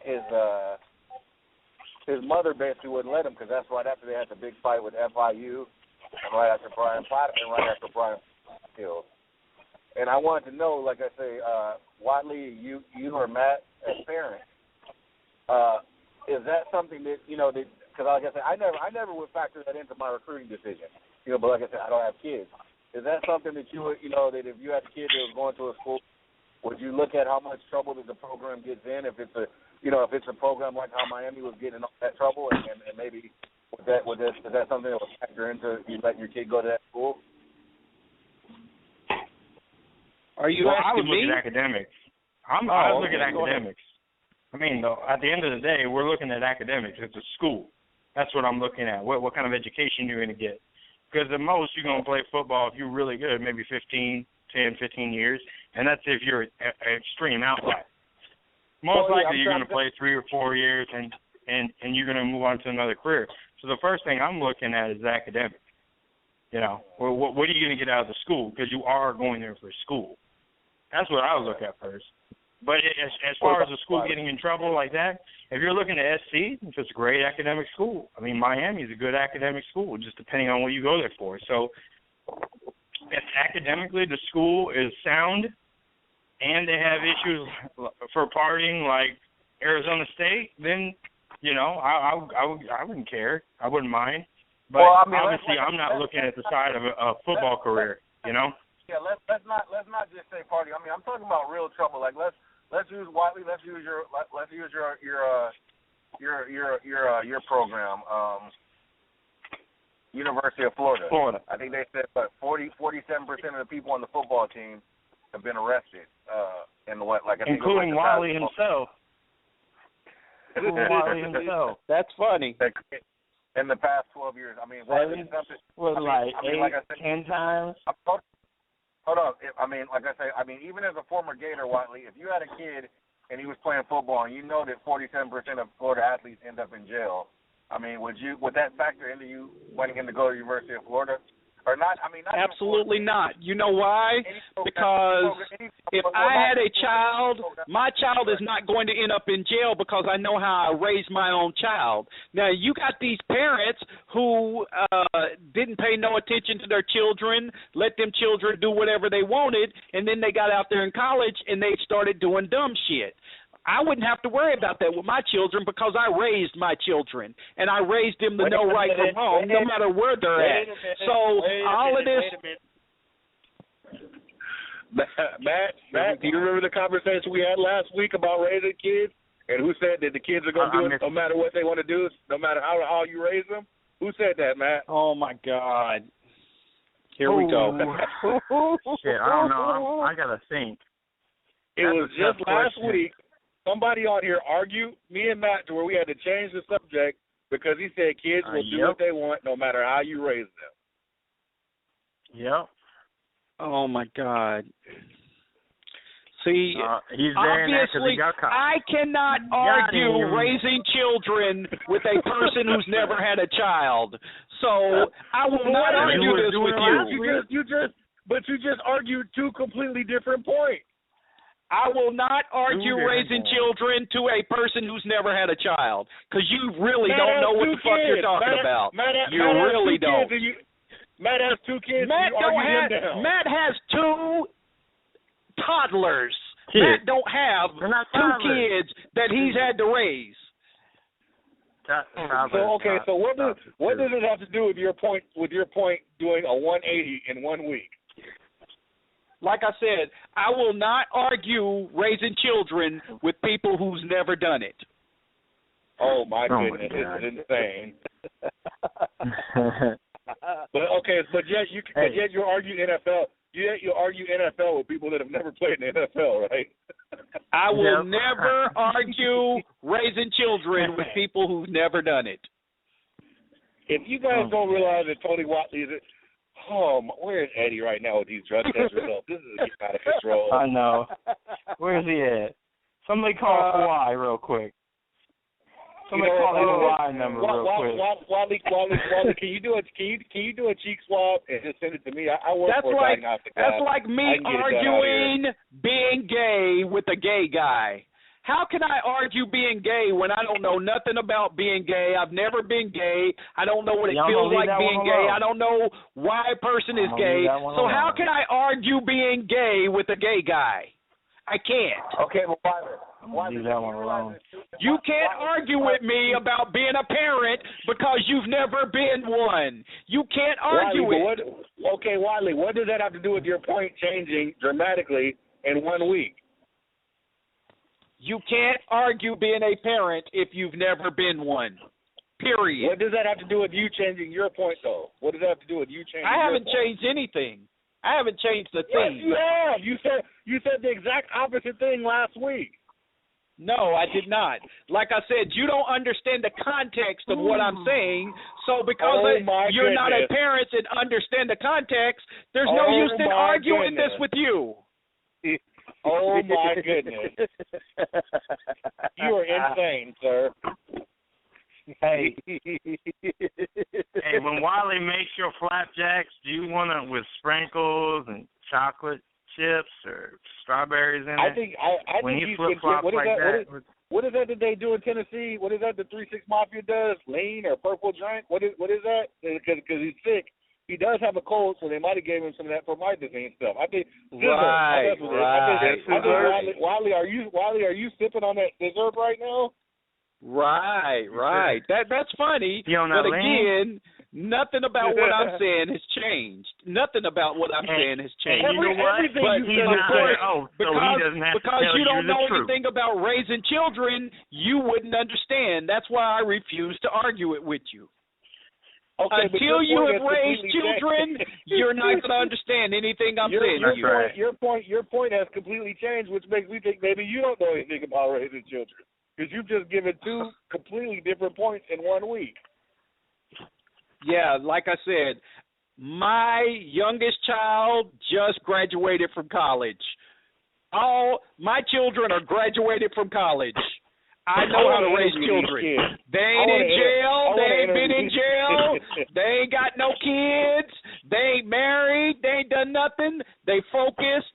They got their degrees, and they're living their lives single and making good money as college-educated grown men. So I think I did a pretty good job raising my kids. Lisa Simpson graduated college in spite of Homer. Do what? That's a I missed that. I said Lisa Simpson graduated college in spite of Homer. I it went over his head. You don't know what you're talking about. That would be. You don't know Homer Simpson and Marge Simpson. Oh! You're talking the Simpsons cartoons. That's funny. That's real cute. I mean, this week he said, what you wanted to do? Break out Zoobity Zoo? Yeah, let's change off of that because Wiley. I mean, my goodness, folks. Why? Like I say, you guys are getting to see Tony Watley in rare form tonight. He's really in rare form. Like I said, I think the cold medicine has actually put him on another level. So he's in rare form. Like I said, James, go back through the tapes. It's just the last 2 weeks since they want to say it. Rewind them, find the flip-flops, put it together, and present them to me since they're flip-flops. All you're going to I would love to hear them. I would love to hear them. All he's gonna say is start saying some shit about contact or something else like that, or he's gonna change the frame of reference, or he's gonna, like I say, Wiley's gonna change things no matter what to make himself seem right. Oh wow! Like I said, just do it. Since I'm wrong and since I flip-flopped, go back, show the flip-flops, put them together, and come present them to me. Make sure you get them perfectly. They're part of the promo of this show, and you still deny it. Hey, are we going to have Wiley, are you willing to go under oath before each show? It seems like that's the only way we're going to get you to tell the truth. Please. You go under oath? Yes. Wiley, can we please swear you in at the beginning of each show? I'm going to do that at the beginning of the next show. That's funny. Now that in itself was funny. That was funny. I was being serious too. That's funny. That's funny. And if you lie, I'm going to make sure you're arrested and prosecuted. and not the same way they arrest people for the legal blackout limit, because they don't really be enforcing that. I wanted to arrest the people. I wanted to arrest the way I told him yesterday to arrest Clausel when he violated the Jameis Winston restraining order. The restraining order. Tase him into submission. The restraining order, man. He don't care about that. I want him to be tased. I said ain't nothing but a piece of paper. He said, what's that piece of paper going to do to me? I want him to be tased into submission. Anyway, let's change subject here. Wiley's in rare form. I want to. We're about to move into overtime. We got about 6 minutes left. So if you guys want to call and listen to Overtime Podcast, 347-237-5539. I want to talk about this. We'll just start off on this and end up in overtime because we started off talking about it yesterday on the CHT, and I want to bring up a new aspect of it. So I want to hear what you guys got to think about it. This Jen Welter situation. I think that's her name, right? Welter. Yeah. Jen Welter. Yeah, she's gonna be a assistant coach with the inside linebackers Arizona Cardinals. Yeah, with the Arizona Cardinals. She's going to be the first female assistant coach in the NFL, and I want to know what you guys think about that. Let's start off with you, Mike. Is Mike back on? Mike, are you on? Yeah, I'm still on. I'm still been here the whole time. Okay, what do you think about Jen Welter becoming the first female coach with the Arizona Cardinals? Well, if she loves football and loves the coaching, hey, let's see what happens. Be something different than used to, because I mean, we know that being football, just NFL, you been around a whole lot of guys, and the top form, this is a physical, brutal game. So if she can handle all that stress and rigors of it, hey, we'll see what happens. That's all. You don't see any. You don't see any potential issues with her being in there. It might be, of course, a distraction, controversy, and all that. But hey, if she wants to coach, and football is her thing, she loves it, and she showed something in it, then go ahead. It might definitely be some stories about it, but hey, the time we in now, hey. See what she can do. Okay, let's go around the table here. Matt, what do you think about it?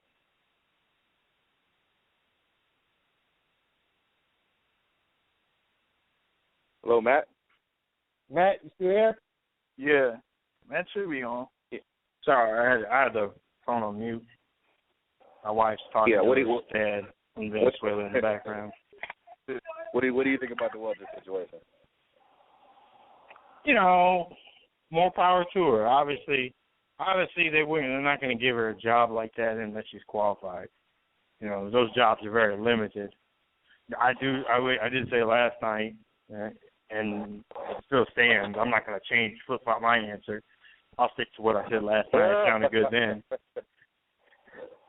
You know, there's probably still, like most jobs, there's probably other guys or girls, if you want to throw it out there. I couldn't name any of the girls. I can name some of the guys that are probably more fit for the position or a better option for the position than she is. But, you know, they're giving her the opportunity. And at the end of the day, they're the ones that make that decision. You know, more power to her. As far as my daughter playing football, I can tell you I'm not going to actively encourage it. My son, I wouldn't let any of my kids play football until after the age of 13 anyways. So regardless if she wants to or not, nobody is playing until after the age of 13 just because of the way the brain develops. I can tell you that's a fact. You know, I don't know if Tony wants to get back into parenting thing, but that's one thing that I think is necessary, to wait till after the age of 13 to play football from a developmental standpoint. So I don't know. If she does, she does. No, I don't like. I'm not a big discourager of people because I'm really into people learning for themselves. You know, you could tell people that it's hot. Sometimes they just have to put their hand there to see that it is hot and feel and understand and know what hot is. Because the concept maybe has to be experienced. You know, I think that's a problem with, not to get too far, not to get off the subject, I think that's a lot of problem with the majority in this country. They've never experienced or been around to understand racism. So we only got another minute before we're off the air. Okay. We only got another minute. You got two more people to ask the same question. Okay. You wanna go on this one, Tony? You ready? Yeah. Writing notes? You taking notes? I'm just telling you. At 10:30 we Hold go on, off the air. Wait. This was supposed to be around the table. Real quick. Since we got like 60 seconds, we have like 15 seconds to swear him in real quick. Oh wow! Just so we get this straight. Personally, I don't think the young lady should have the position. And it's not because I don't think she might know the X and O's, but there are other things that go along with being a coach in the NFL, like being in the locker room full of guys who are naked walking around with no clothes on.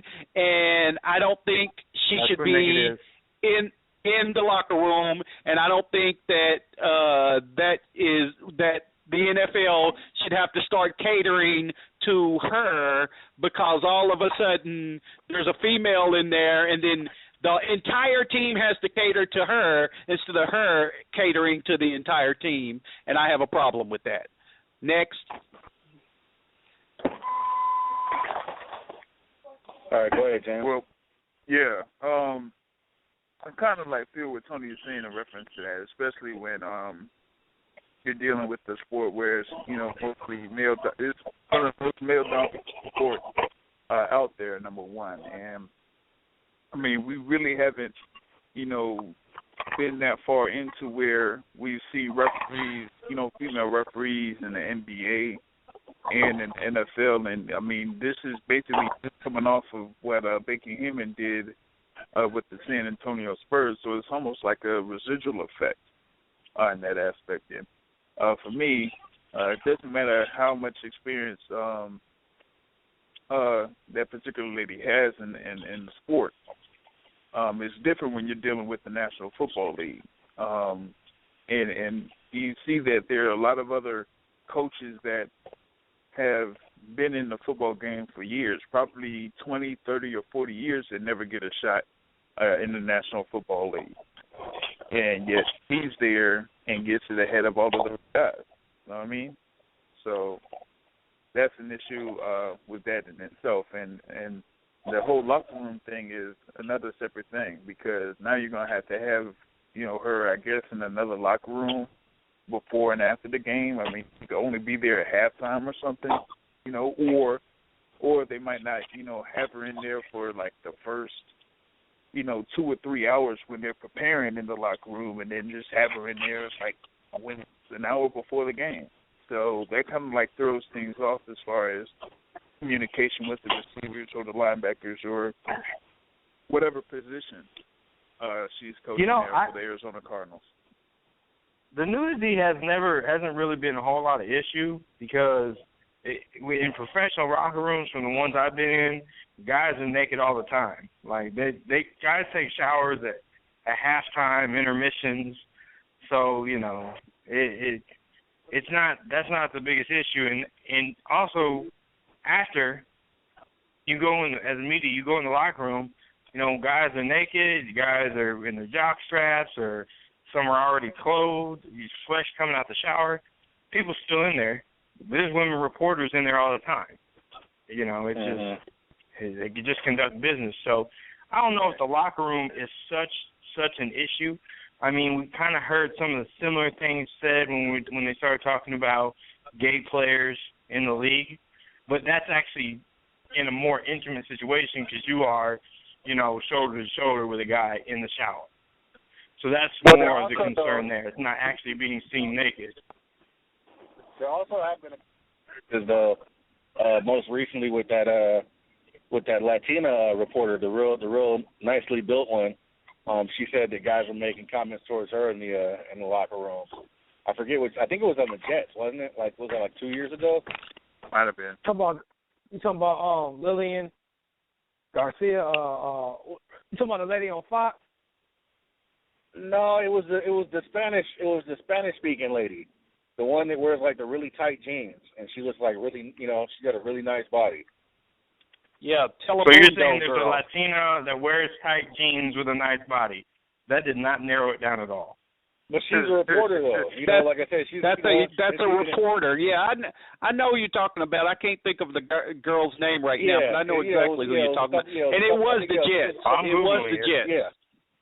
Mm-hmm. Like I said, I mean, besides, like I said, besides the locker room situation, like I said yesterday on CHT, these are both young women coaches. These aren't, like I said, Becky Hammond's like 36. I believe Miss Welter's like 37. I think even if it was an older woman, that the reception would be better because, like I said, I'm not that much in favor of young coaches in general, men or women. But like I said, we're also in overtime right now. Everybody know. Like I said, yesterday we were talking about this on CHT, and Matt brought up the point of it taking away from jobs of guys. And to me, it brought up something that I was thinking about yesterday. I was going to bring up yesterday, but I didn't have enough time. I had to go. The NFL already has issues with hiring minority coaches. The ratio of minority coaches to players is, by far out of whack. It's like the worst in all of professional sports, I believe. And my thing is I don't want to say novelty because, like I say, she's a trained coach and she has the ability to do the job. But I mean, now our African American coaches, male coaches, they're going to have to start competing with white women now for coaching jobs too in the NFL.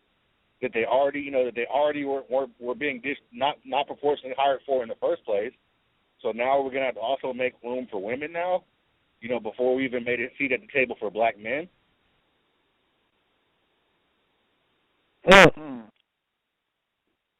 I mean, like I said, I don't mean to sound sexist or anything, but like I said, this is an all male league.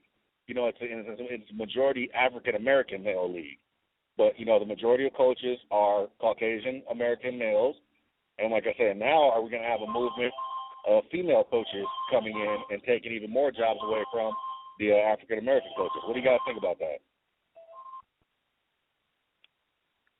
That is one of the things I wanted to talk about on overtime.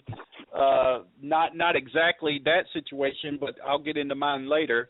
But I see a real trend that I wanted to discuss that I see coming down the pike, and I see a lot of things in this country changing.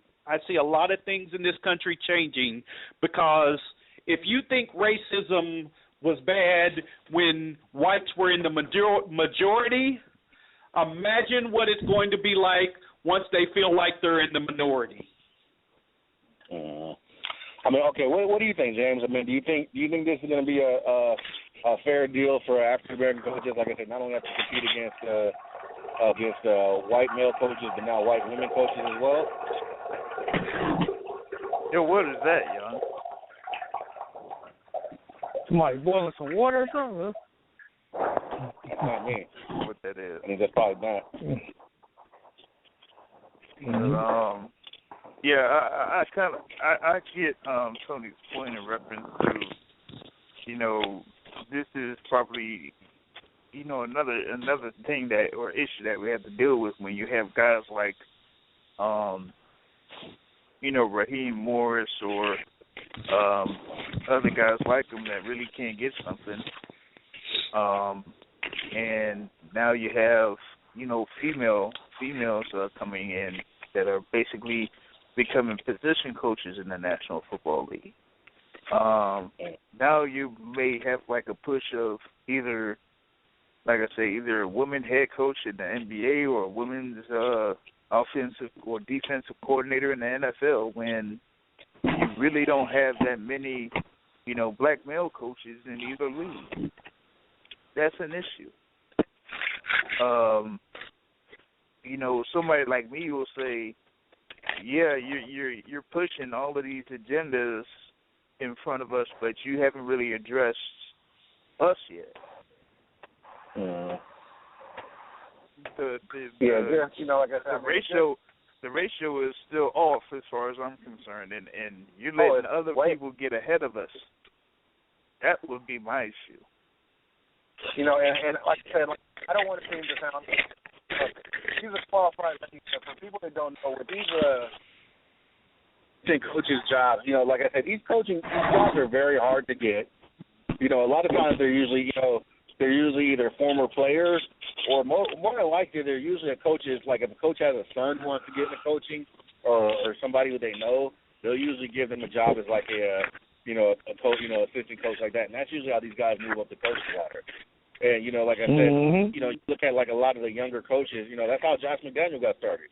Dude came in as assistant, and he's a head coach by the time he was in his 30s, So, like I said, I mean, it's just something, like I said, to keep an eye out on. I'm not saying that this is going to be a movement of female coaches into the NFL or a big exodus, but, like I said, it's like, how are you going to start addressing one issue when you haven't fully addressed the other one yet? I mean, we've had exactly. We've had I can't think of the name of the what that ruling is in the NFL where they have to where they have to interview so many minority. The Rooney Rule. Minority. We've a GM had that in place head for coach. some time.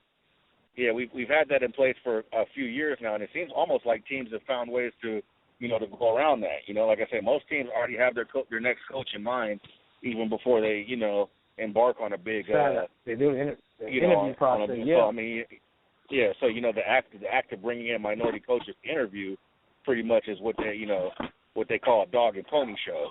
But like I said, that's just something. I mean, what do you think about it, Mike? Yeah, you made some good points on it. I mean, you kind of, it's they still got some work to be done with that, So that's something right there. But they could say, for a woman to be in there, they can fight and say, well, they need to have women's rights, to be in that position. So she's being breaking the barrier for that. So another woman seeing, okay, who loves football, seeing that this woman's about to be, assistant, like a position coach. Now another person probably want to do the same thing, seeing that if she could do it, I could do it. So yeah, very interesting. Right there, very interesting. Okay, Wiley. Now, what was that you wanted me to? I hate that I forgot about it, but you wanted me to remind you of something and bring up in overtime that you wanted to bring up, and it was a. Yeah, the topic I wanted to discuss was the idea, and I want you guys, especially you, Matt. I want. Are you still on here, Matt? Matt, you still here?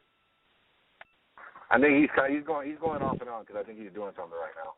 So okay, but I wanted him to get into this because it's another racial thing that I'm trying to get some perspective on.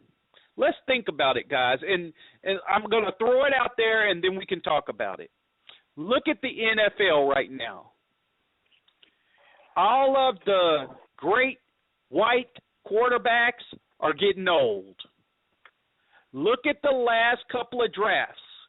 All of a sudden, you are getting these quarterbacks that are black being drafted in the NFL. So that the old school white quarterback concept is truly starting to fade out in the NFL. My question is, over the next 10 years, when we keep getting the Cam Newtons, the Jameis Winstons, the guy that's going to be the quarterback coming out of Ohio State next year, you see that the NCAA is starting to go with all of these black quarterbacks. If the NCAA is going with these black quarterbacks, then the NFL is going to start going with these black quarterbacks. Eventually, you are going to have a situation of where 8 or 9 of the 11 people on offense are going to be black people, and the only non-black people are going to be linemen. So we see that this will somewhere down the line affect viewership in the NFL because, where will the great white hope be then? Okay, let me go first. I want to break that down into 2 parts. First, I don't think that it's going to happen. I think the NFL, like I said, I think if you look at the NFL right now, they've already started changing rules to protect the traditional style of quarterback, pretty much, like I say, you damn near can't even really even pass rush the quarterback anymore. So, they've already started to change the rules to protect the quarterback. You can only hit them certain places, certain times, in a certain way. And also, starting with Michael Vick, how they also started making that rule to where if the quarterback run, which is the first time they ever did that, even though we've had running white quarterbacks before, they started making that rule to where if the quarterback runs, he can be considered a running back. So so some of those rules don't apply to him, and that's why Vick that's how they were being able to justify Vick taking some of those hard hits, when he, the ones that were getting him injured. Now, I do agree in terms of viewership. I think that if that does happen, I think the viewership is going to change. I think you can look at the NBA as an example for that. In the 1970s, NBA, it switched from being the Bill Sharman and George Mikan league to being, the Kareem league in the Wilt league, and you only had a fistful of white dudes. You had, the Kangaroo Kid and Hondo. Those were only white players, and viewership went down. A lot of people don't realize the NBA, might not have even really have been here if it wasn't for the Bird and Magic Johnson, rivalry because, Larry Bird, he represented the great white hope, like we said, in sports, and that college game, that they played in is still even to this day is the highest viewed basketball game ever. So, like I say, Bird was able to, be that hope. And, and even now, you look at whenever there's a white player in the NBA, if he's marginally talented, he gets marquee treatment, no matter what he does. You look at guys like, Mike Miller, J.J. Redick, any guy like that. Look at when Jason Williams was there. Jay Williams, real white chocolate, any guy, like I said, I actually like Jason Williams, but I think he's a good guy. But any marginal talent that they show, that they're going to get the marquee treatment from the media, and that'll be the boost. But and even like I said, I hate to say it, but you look at now, you look at how they might treat a lighter skinned player. I'll give this for example. Look at how the league began to treat Stephen Curry in the Stephen beginning Curry. of his Yep. I knew you were going to say him. You know, Exactly. now hold on.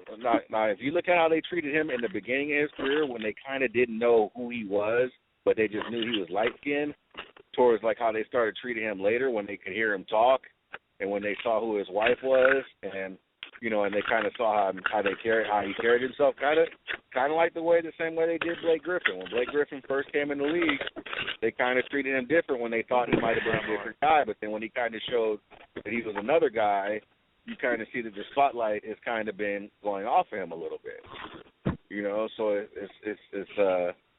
so it seems like, you know, like I said, they still try to look for those guys, but you know, they want him to be a certain type of guy. You know, I think if Stephen Curry's wife would have been named, if his wife would have been named Rebecca instead of Aisha, you know, she might be getting a lot more publicity than she's getting right now. And he, you know, I think if you, you know, like I say, I think that whole thing was publicity, though, in reference to Stephen Curry, because especially when they put his daughter out in the spotlight. Because I mean, come on, let's not get off the topic. We're talking about quarterbacks in the NFL. Let's not get into basketball. The question was, if we keep recruiting these black quarterbacks and black quarterbacks become the norm in the NFL, how is that going to affect viewership in the NFL? I mean, it's all related. Wally, it's all related. Let him get finished with his point. Go ahead, James. Look, number one, they basically put, Stephen Curry's daughter in the front, in the spotlight, almost like a marketing tool. So that was one thing that I wasn't all too, favorable of, because it's like, okay, he has a daughter. That's good. All right, move on. My thing is, don't force anything down our throats. It's the same thing with the NFL. Because if you have somebody like you say with this whole movement of black quarterbacks coming in, but then you have somebody like Tebow that comes in the National Football League, and they try to push that down our throats when most of us who know football knew that Tim Tebow wasn't any good. Yet they rode that way with Tim Tebow when he was with the Denver Broncos, and they eventually won that first playoff game. Right? Right. So yes, I do think that viewership may be affected. What I'm really concerned about is if they have these movement of black quarterbacks coming in, what about the sponsorships for the NFL? What is going to happen with that? But it's not even if. It's happening. Look at who the Vikings took year before last. Then look at who the Tampa Bay took this year. Look at who they took when it was Cam Newton. The era of taking the black quarterbacks has started.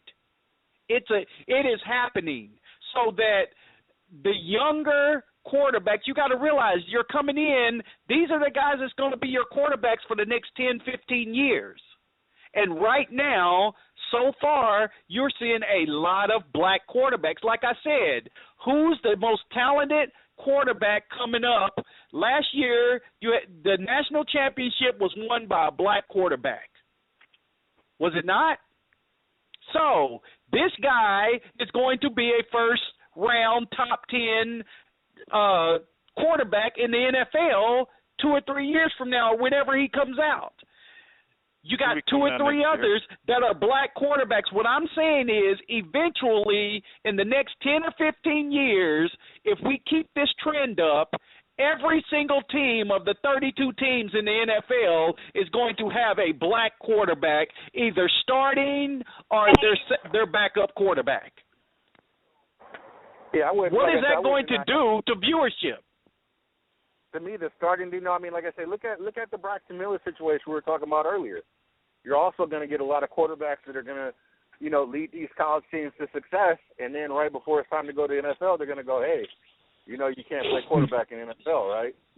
You're going to have to switch to wide receiver or switch to safety or, do some other, running back or do something else. So, like I say, the NFL is not going to – the NFL is smart. Like I say, it's not going to go the way of basketball. It's going to keep, it's going to keep its viewership, and it's going to keep it. Like I say, if you look at the rules, the way they didn't start changing these rules Well, they did start changing these rules for guys like Tom Brady and Aaron Rodgers now, but it's going to affect the way you. Like I said, you're still going to have your standard pocket arm quarterback 10 and 20 years from now. That's not, like I said, they're going to set it up to where that's not going anywhere. Even like I said, even if they have to change the whole way football played, they're going to change it to where that's not going anywhere. That's just like you can, with the trend that things are going right now, you can already say Andrew Luck is going to be seen as one of the greatest quarterbacks in the history of college of the NFL. You know why? Because he's going to be the great white hope of all of these new quarterbacks. Because you got the Cam Newtons, you've got the Jameis Winstons, you got the guy that went to Minnesota. You get all of these black quarterbacks, and they're all coming up together, and you've got this one white quarterback that's doing really good. He becomes the great white hope, and he's going to be great no matter what. Do you not see what I'm saying? Just like the Larry Bird. They're going to hold on to him like they held on to Larry Bird. And if you ever ask a white person who was better, Magic or Bird, they're going to tell you Bird every time. Even though we all know that ain't the truth. The one thing black people have to learn how to do, and like I said, this is something we need to learn how to start doing across the board, is when the competition catches up to you, you have to adapt to the next level. When you had Larry Bird,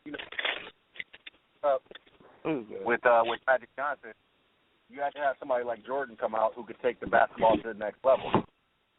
And that's part of evolution. As black people, we've kind of become stagnant in that, and we've allowed, our competition to catch up in us in almost every aspect. You look at our music, our culture, the way we dress.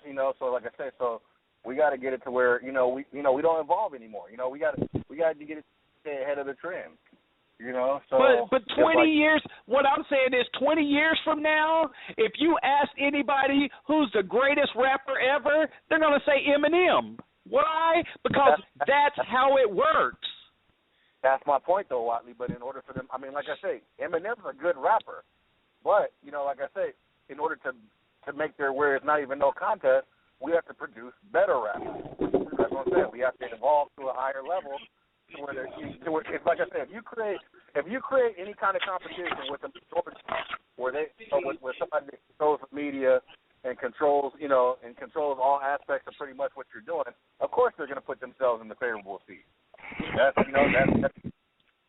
so what I'm saying is kind of like like back in the 50s and 60s with the music. You used to have like Pat Boone and all these guys used to cover all these black artists. So Little Richard and James Brown, they had to learn how to sing songs in a way that Pat Boone could not sing them songs. Well, that's why Elvis was Elvis. It's because they said Elvis was the white guy that sang like niggas.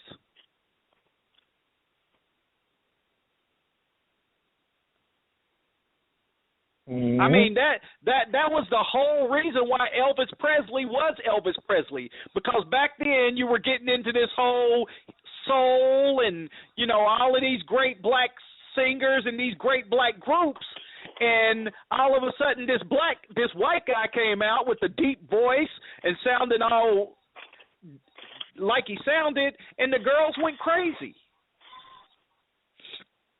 I mean, Elvis was the great white hope of the what do they call it, the Motown era. He was the great white hope that kept white people saying, well, we got good singers too, during the Motown era, when Motown was just everywhere, on everybody's news, in everybody's station, in everybody's music. Elvis saved the white folks from going out of extinction in music.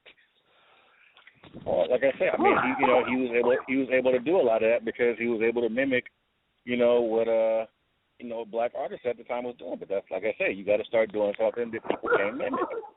You got to take it to the next level. If you can't take it to the next level, it gets taken over. I mean, like I say, black people could take over being the quarterback, but until you can get a running quarterback who can also throw better than Peyton Manning and Aaron Rodgers, there's always going to be a seat at the head of the table for the Aaron Rodgers and Andrew Luck types. Right. Mhm. But do you not see what I'm saying about the trending? The last 2 or 3 quarterbacks that were high-profile quarterbacks coming in the NFL were black quarterbacks. Since Peyton Manning, since Cam Newton, look over the last 4 years. You had Cam Newton, you had Andrew Luck, then you had the guy from Minnesota, and now you've had Jameis Winston. 3 of the last 4 top quarterbacks have been black guys. Hold on. Do it for a minute. Teddy Bridgewater wasn't a top quarterback. Blake Bortles was a top quarterback. He's a white guy. Blake, he was making some noise. Yeah, made some noise. But Bridgewater did go first round, though.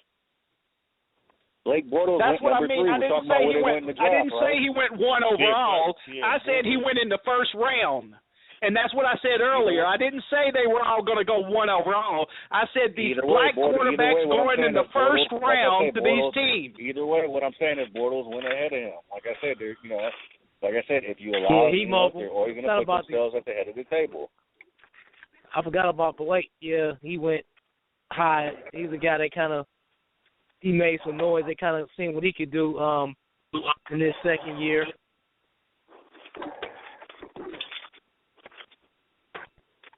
Mm-hmm.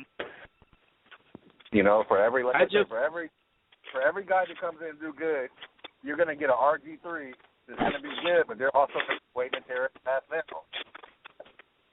Yeah, RG3. That's the name for God, man. You don't even hear too much about RG3 right now. No, you don't.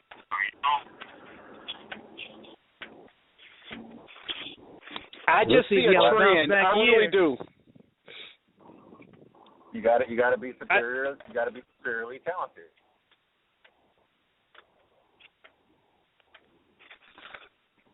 Only guy I can say that came close, but he just didn't have the weapons he needed was Donovan McNabb. I would compare the next one to someone kind of like Donovan McNabb that could be a bit better. If he's not someone close to him, then I don't see that next guy at that black quarterback. Well, Jameis, like I say, Jameis is going to have the chance to do it. It's just he's going to have to show he can keep his head together. Yeah, that's the only thing. Is maturity, Is maturity. He's going.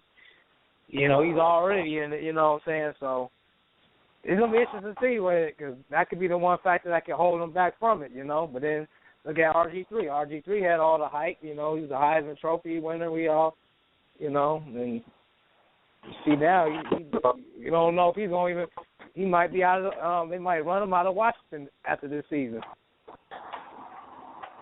Well, like I say, you got to step your game up, man. You can't, it's like I said, it's like Vince Young. Vince Young was a talented guy, but he didn't advance his game. It's like you got to, if you got, like I say, you got to put in the time. In the off season, you got to make if you can't make those throws, you got to learn how to make those throws. And if you can't make them, you're not gonna make it in the NFL. I don't care how fast you can run. Yeah, all that running and stuff ain't gonna be forever, man. These guys, gonna hit some toes. Like you said, you got to change the game up. I still, like I said, you guys are looking at right now. I'm looking at a bigger picture. And the bigger picture I see is a trend of black quarterbacks being drafted in the first round to these teams, and I can see 15 years from now the face of the quarterback being a whole different face than it is right now. Wiley, so you don't think I can't hear you. Say that again. I say you don't think the NFL is looking at the big picture too? You think you're the only one? No, absolutely they're looking at the big picture. But you can't stop a team from picking the player that they want to pick.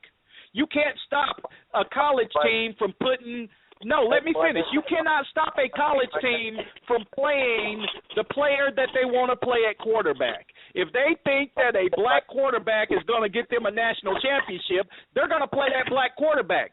So if out of the 5 major conferences, 70% of the quarterbacks are black quarterbacks, you don't have any choice but in the draft to take some black quarterbacks. You don't have any choice.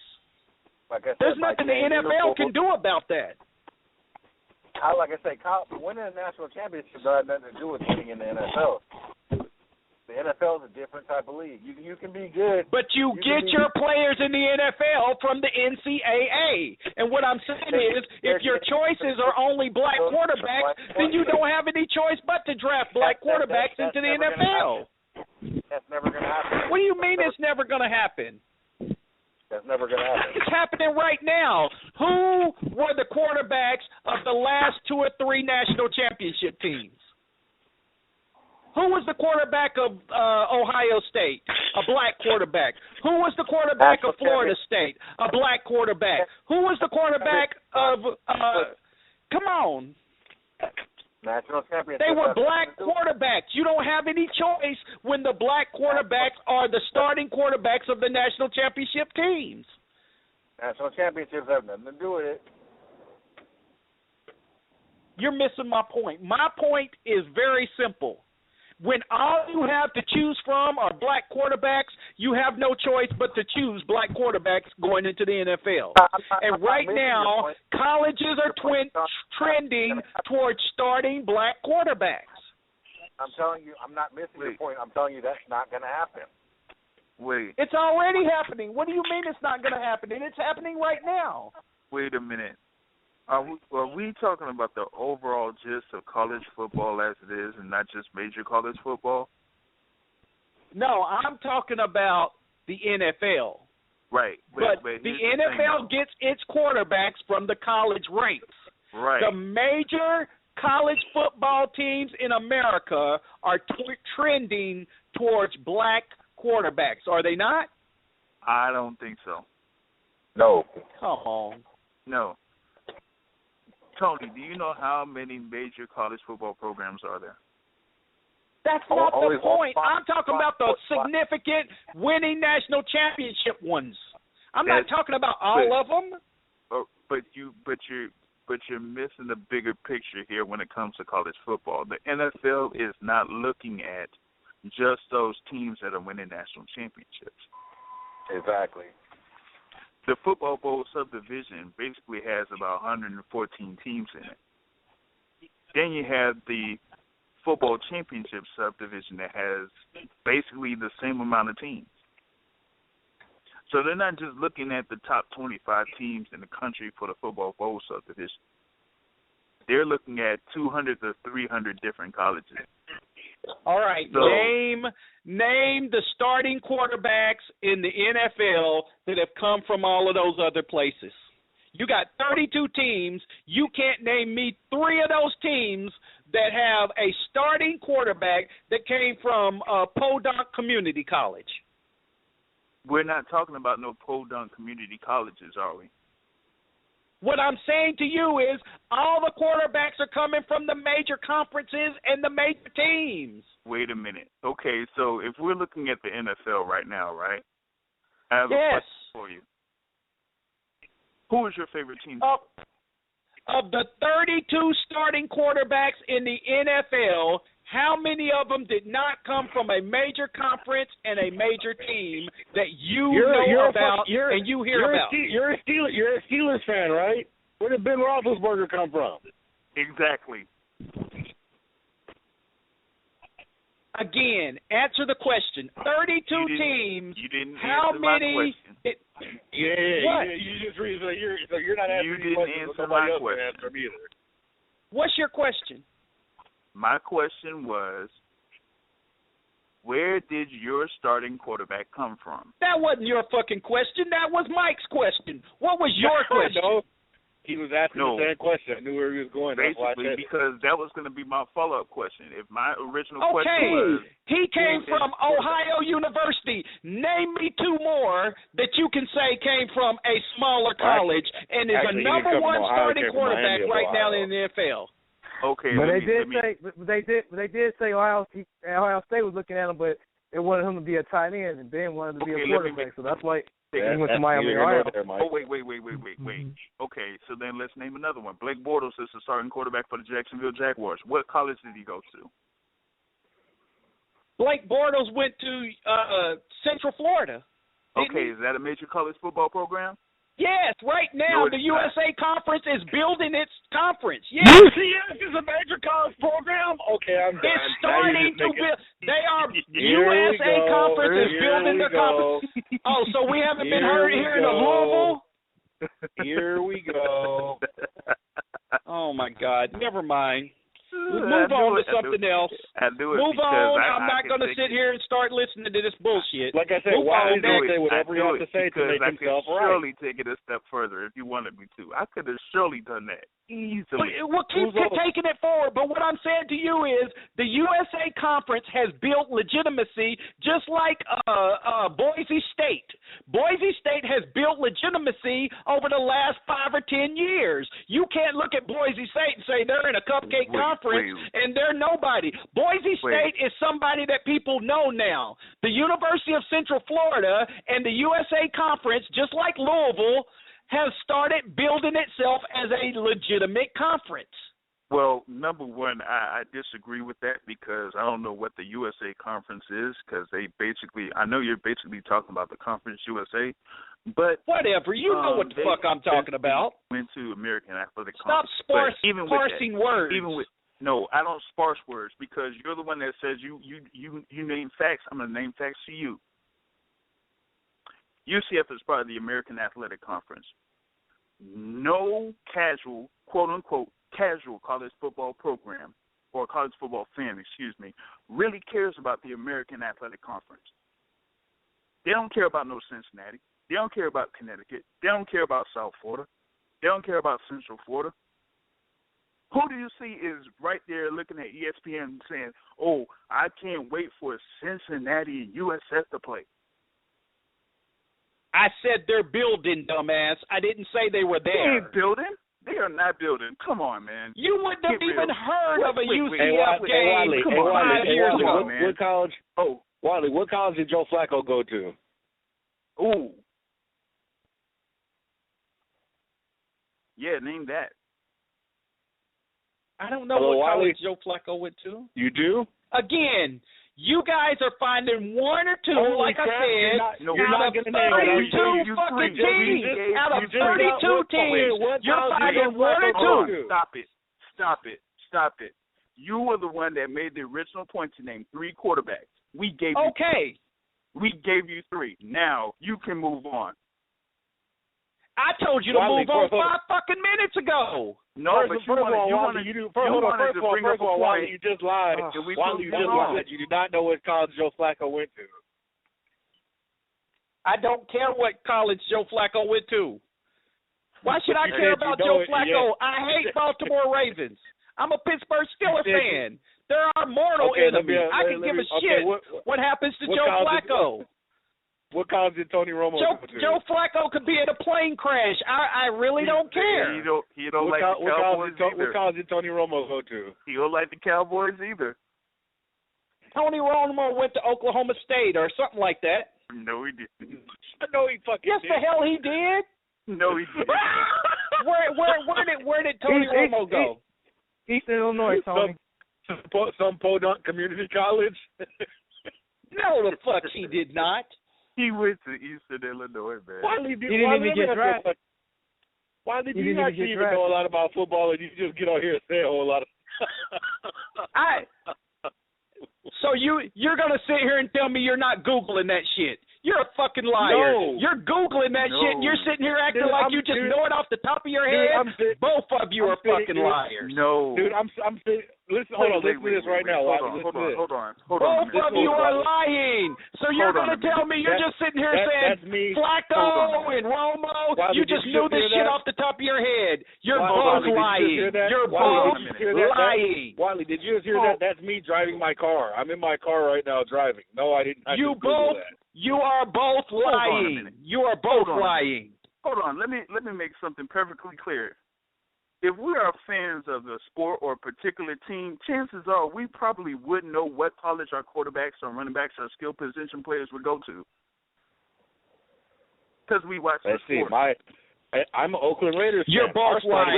You're both lying.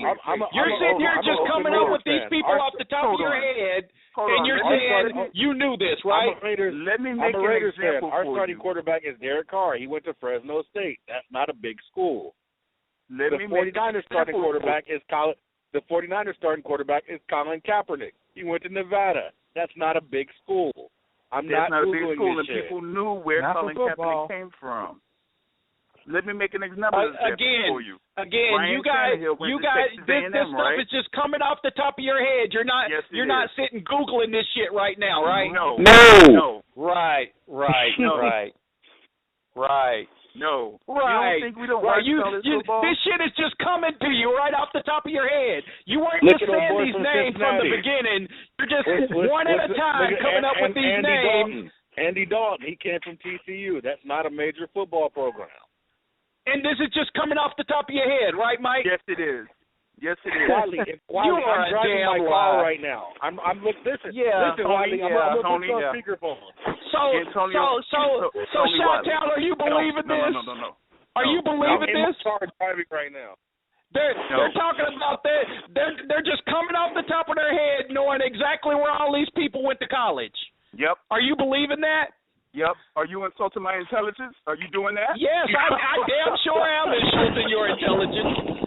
Absolutely. You better not, because that's Absolutely. personal to me. That's personal to me. Absolutely. Because I know more about college football than you do. I know about college football than you do. I know you're telling a damn lie right now. No, you're not. No, I'm not. Okay, You're insulting our whatever. intelligence. You're insulting our intelligence. That's what you're doing. Yeah, I sure am. Yeah, no, on purpose, because your intelligence don't know it. I want those drug tests. Only Watley can know I something. want He has those drug 75 test degrees. results, fool. Because you are the only one stupid enough to try us like that. Well, keep you are the on only thinking one what you stupid enough want. to try us like that. And James, you ain't even saying shit. Mike's the one saying all the names, and you're just going, so you ain't said shit. Nope, because I proved you wrong yet again, fool. Whatever. You just sit there and keep listening to your boy tell you what he found on his cell phone. The bottom line is you are scared to be proven wrong. You just keep agreeing with what your boy found on his cell phone, all right? You are scared to be proven wrong. The bottom line is you are scared to be proven wrong. Because we proved it to you time after time after time after time. We don't insult your intelligence like that. Period. If we name stuff, it's because we know this. We don't Google this joint. We don't Google this at all. Yeah, right. Wait. Hold on. Am I not mistaken? Are we all over 30 years old? What does that have to do with it? So if I'm not mistaken, when we knew about players like Tommy Frazier, when we knew about players like Danny Werfel, when we knew about players like tell me when you're finished, I'll wake up. Peter Ward, where was all of this Google stuff at? Huh? Where was all of that at? We knew that. Did we need Google for that? No. Nope. So what type of point are you trying to make? Talking about we're going to Google. Are you foolish?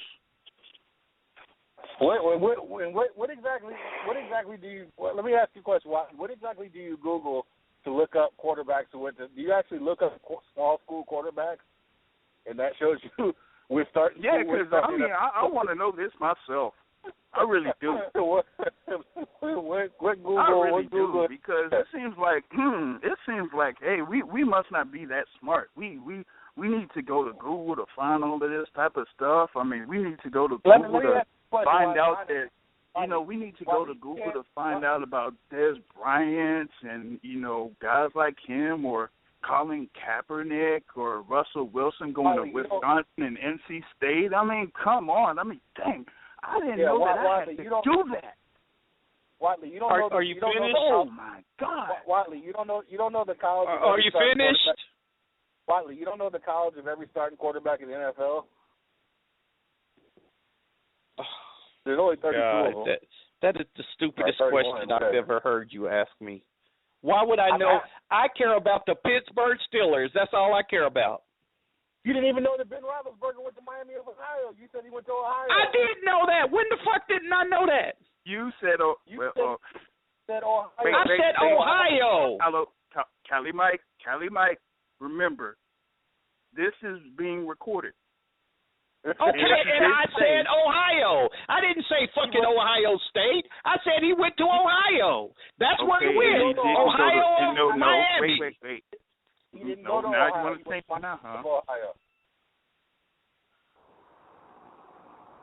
But what you got to understand is this. Hello, Wiley? What? Some of us. He didn't go to Ohio. He went to Miami, Ohio. Do what? Oh, shit. Now you can't hear, right? I did not hear what you were saying. I knew Ben Roethlisberger went to Miami of Ohio. No, you didn't. What the hell are you talking about? Oh, my goodness. Okay. All right. Remember. Rewind the tape. Okay. Are you trolling us, Wally? Is this punk? Is this the punk edition of Where did I say Ben Roethlisberger went? Where did I say Ben Roethlisberger went? Ohio. I meant Miami of Ohio. I didn't mean Ohio State. What the fuck are you talking about? There's Ohio University, and that's where you thought that he went, and you know it. Oh, my God. Thank you for telling me what I thought or what I knew or what I was saying. Okay, I didn't say Miami of Ohio. I said Ohio as in... Wait, Cali Mike. Remember, we're dealing with somebody that said that the Caribbean islands weren't part of North America. Remember. and refused to take it back, James. He refused to stop. I bet you if you ask him right now, he'll still say that it's not. We got 10 more minutes. Can we move on? No. He refuses to stop. Can we move on? Chi-Town, give us something else to talk about in overtime, because these two are stuck in La La Land.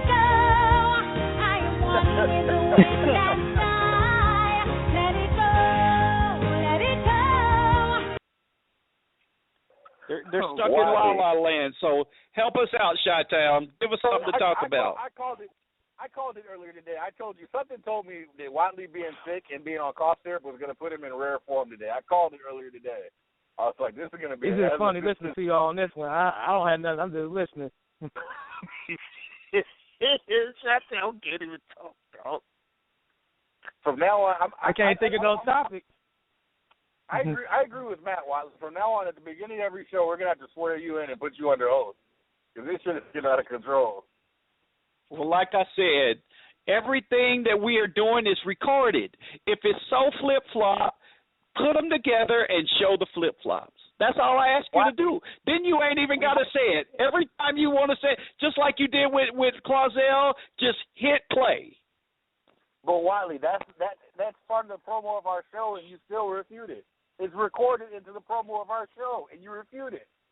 No, the recording of your show says about you cannot compare a 5-year with a 20-year. That ain't got nothing to do with a flip-flop. That's the truth. You did the same thing. That next week you did it. Oh God! Oh my God! Just like last week you said no matter how you raise. Just like last week you said no matter how you raise your kids, they're gonna do what they want. Then this week you said you're gonna raise your kids to do what you want. And then when I asked you about it, you said you're not gonna talk to me because I don't have kids.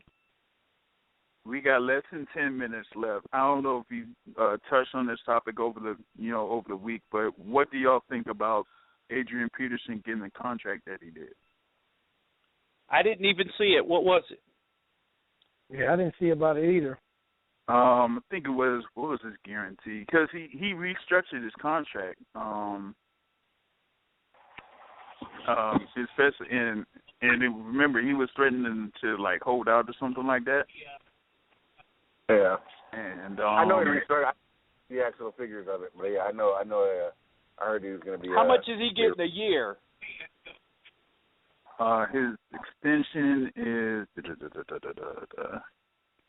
because he had his recent extension. Well, this year he's getting a base at $11 million with a $2.4 million signing bonus. So he's 3 years, $42 million. So he's only getting $11 million a year?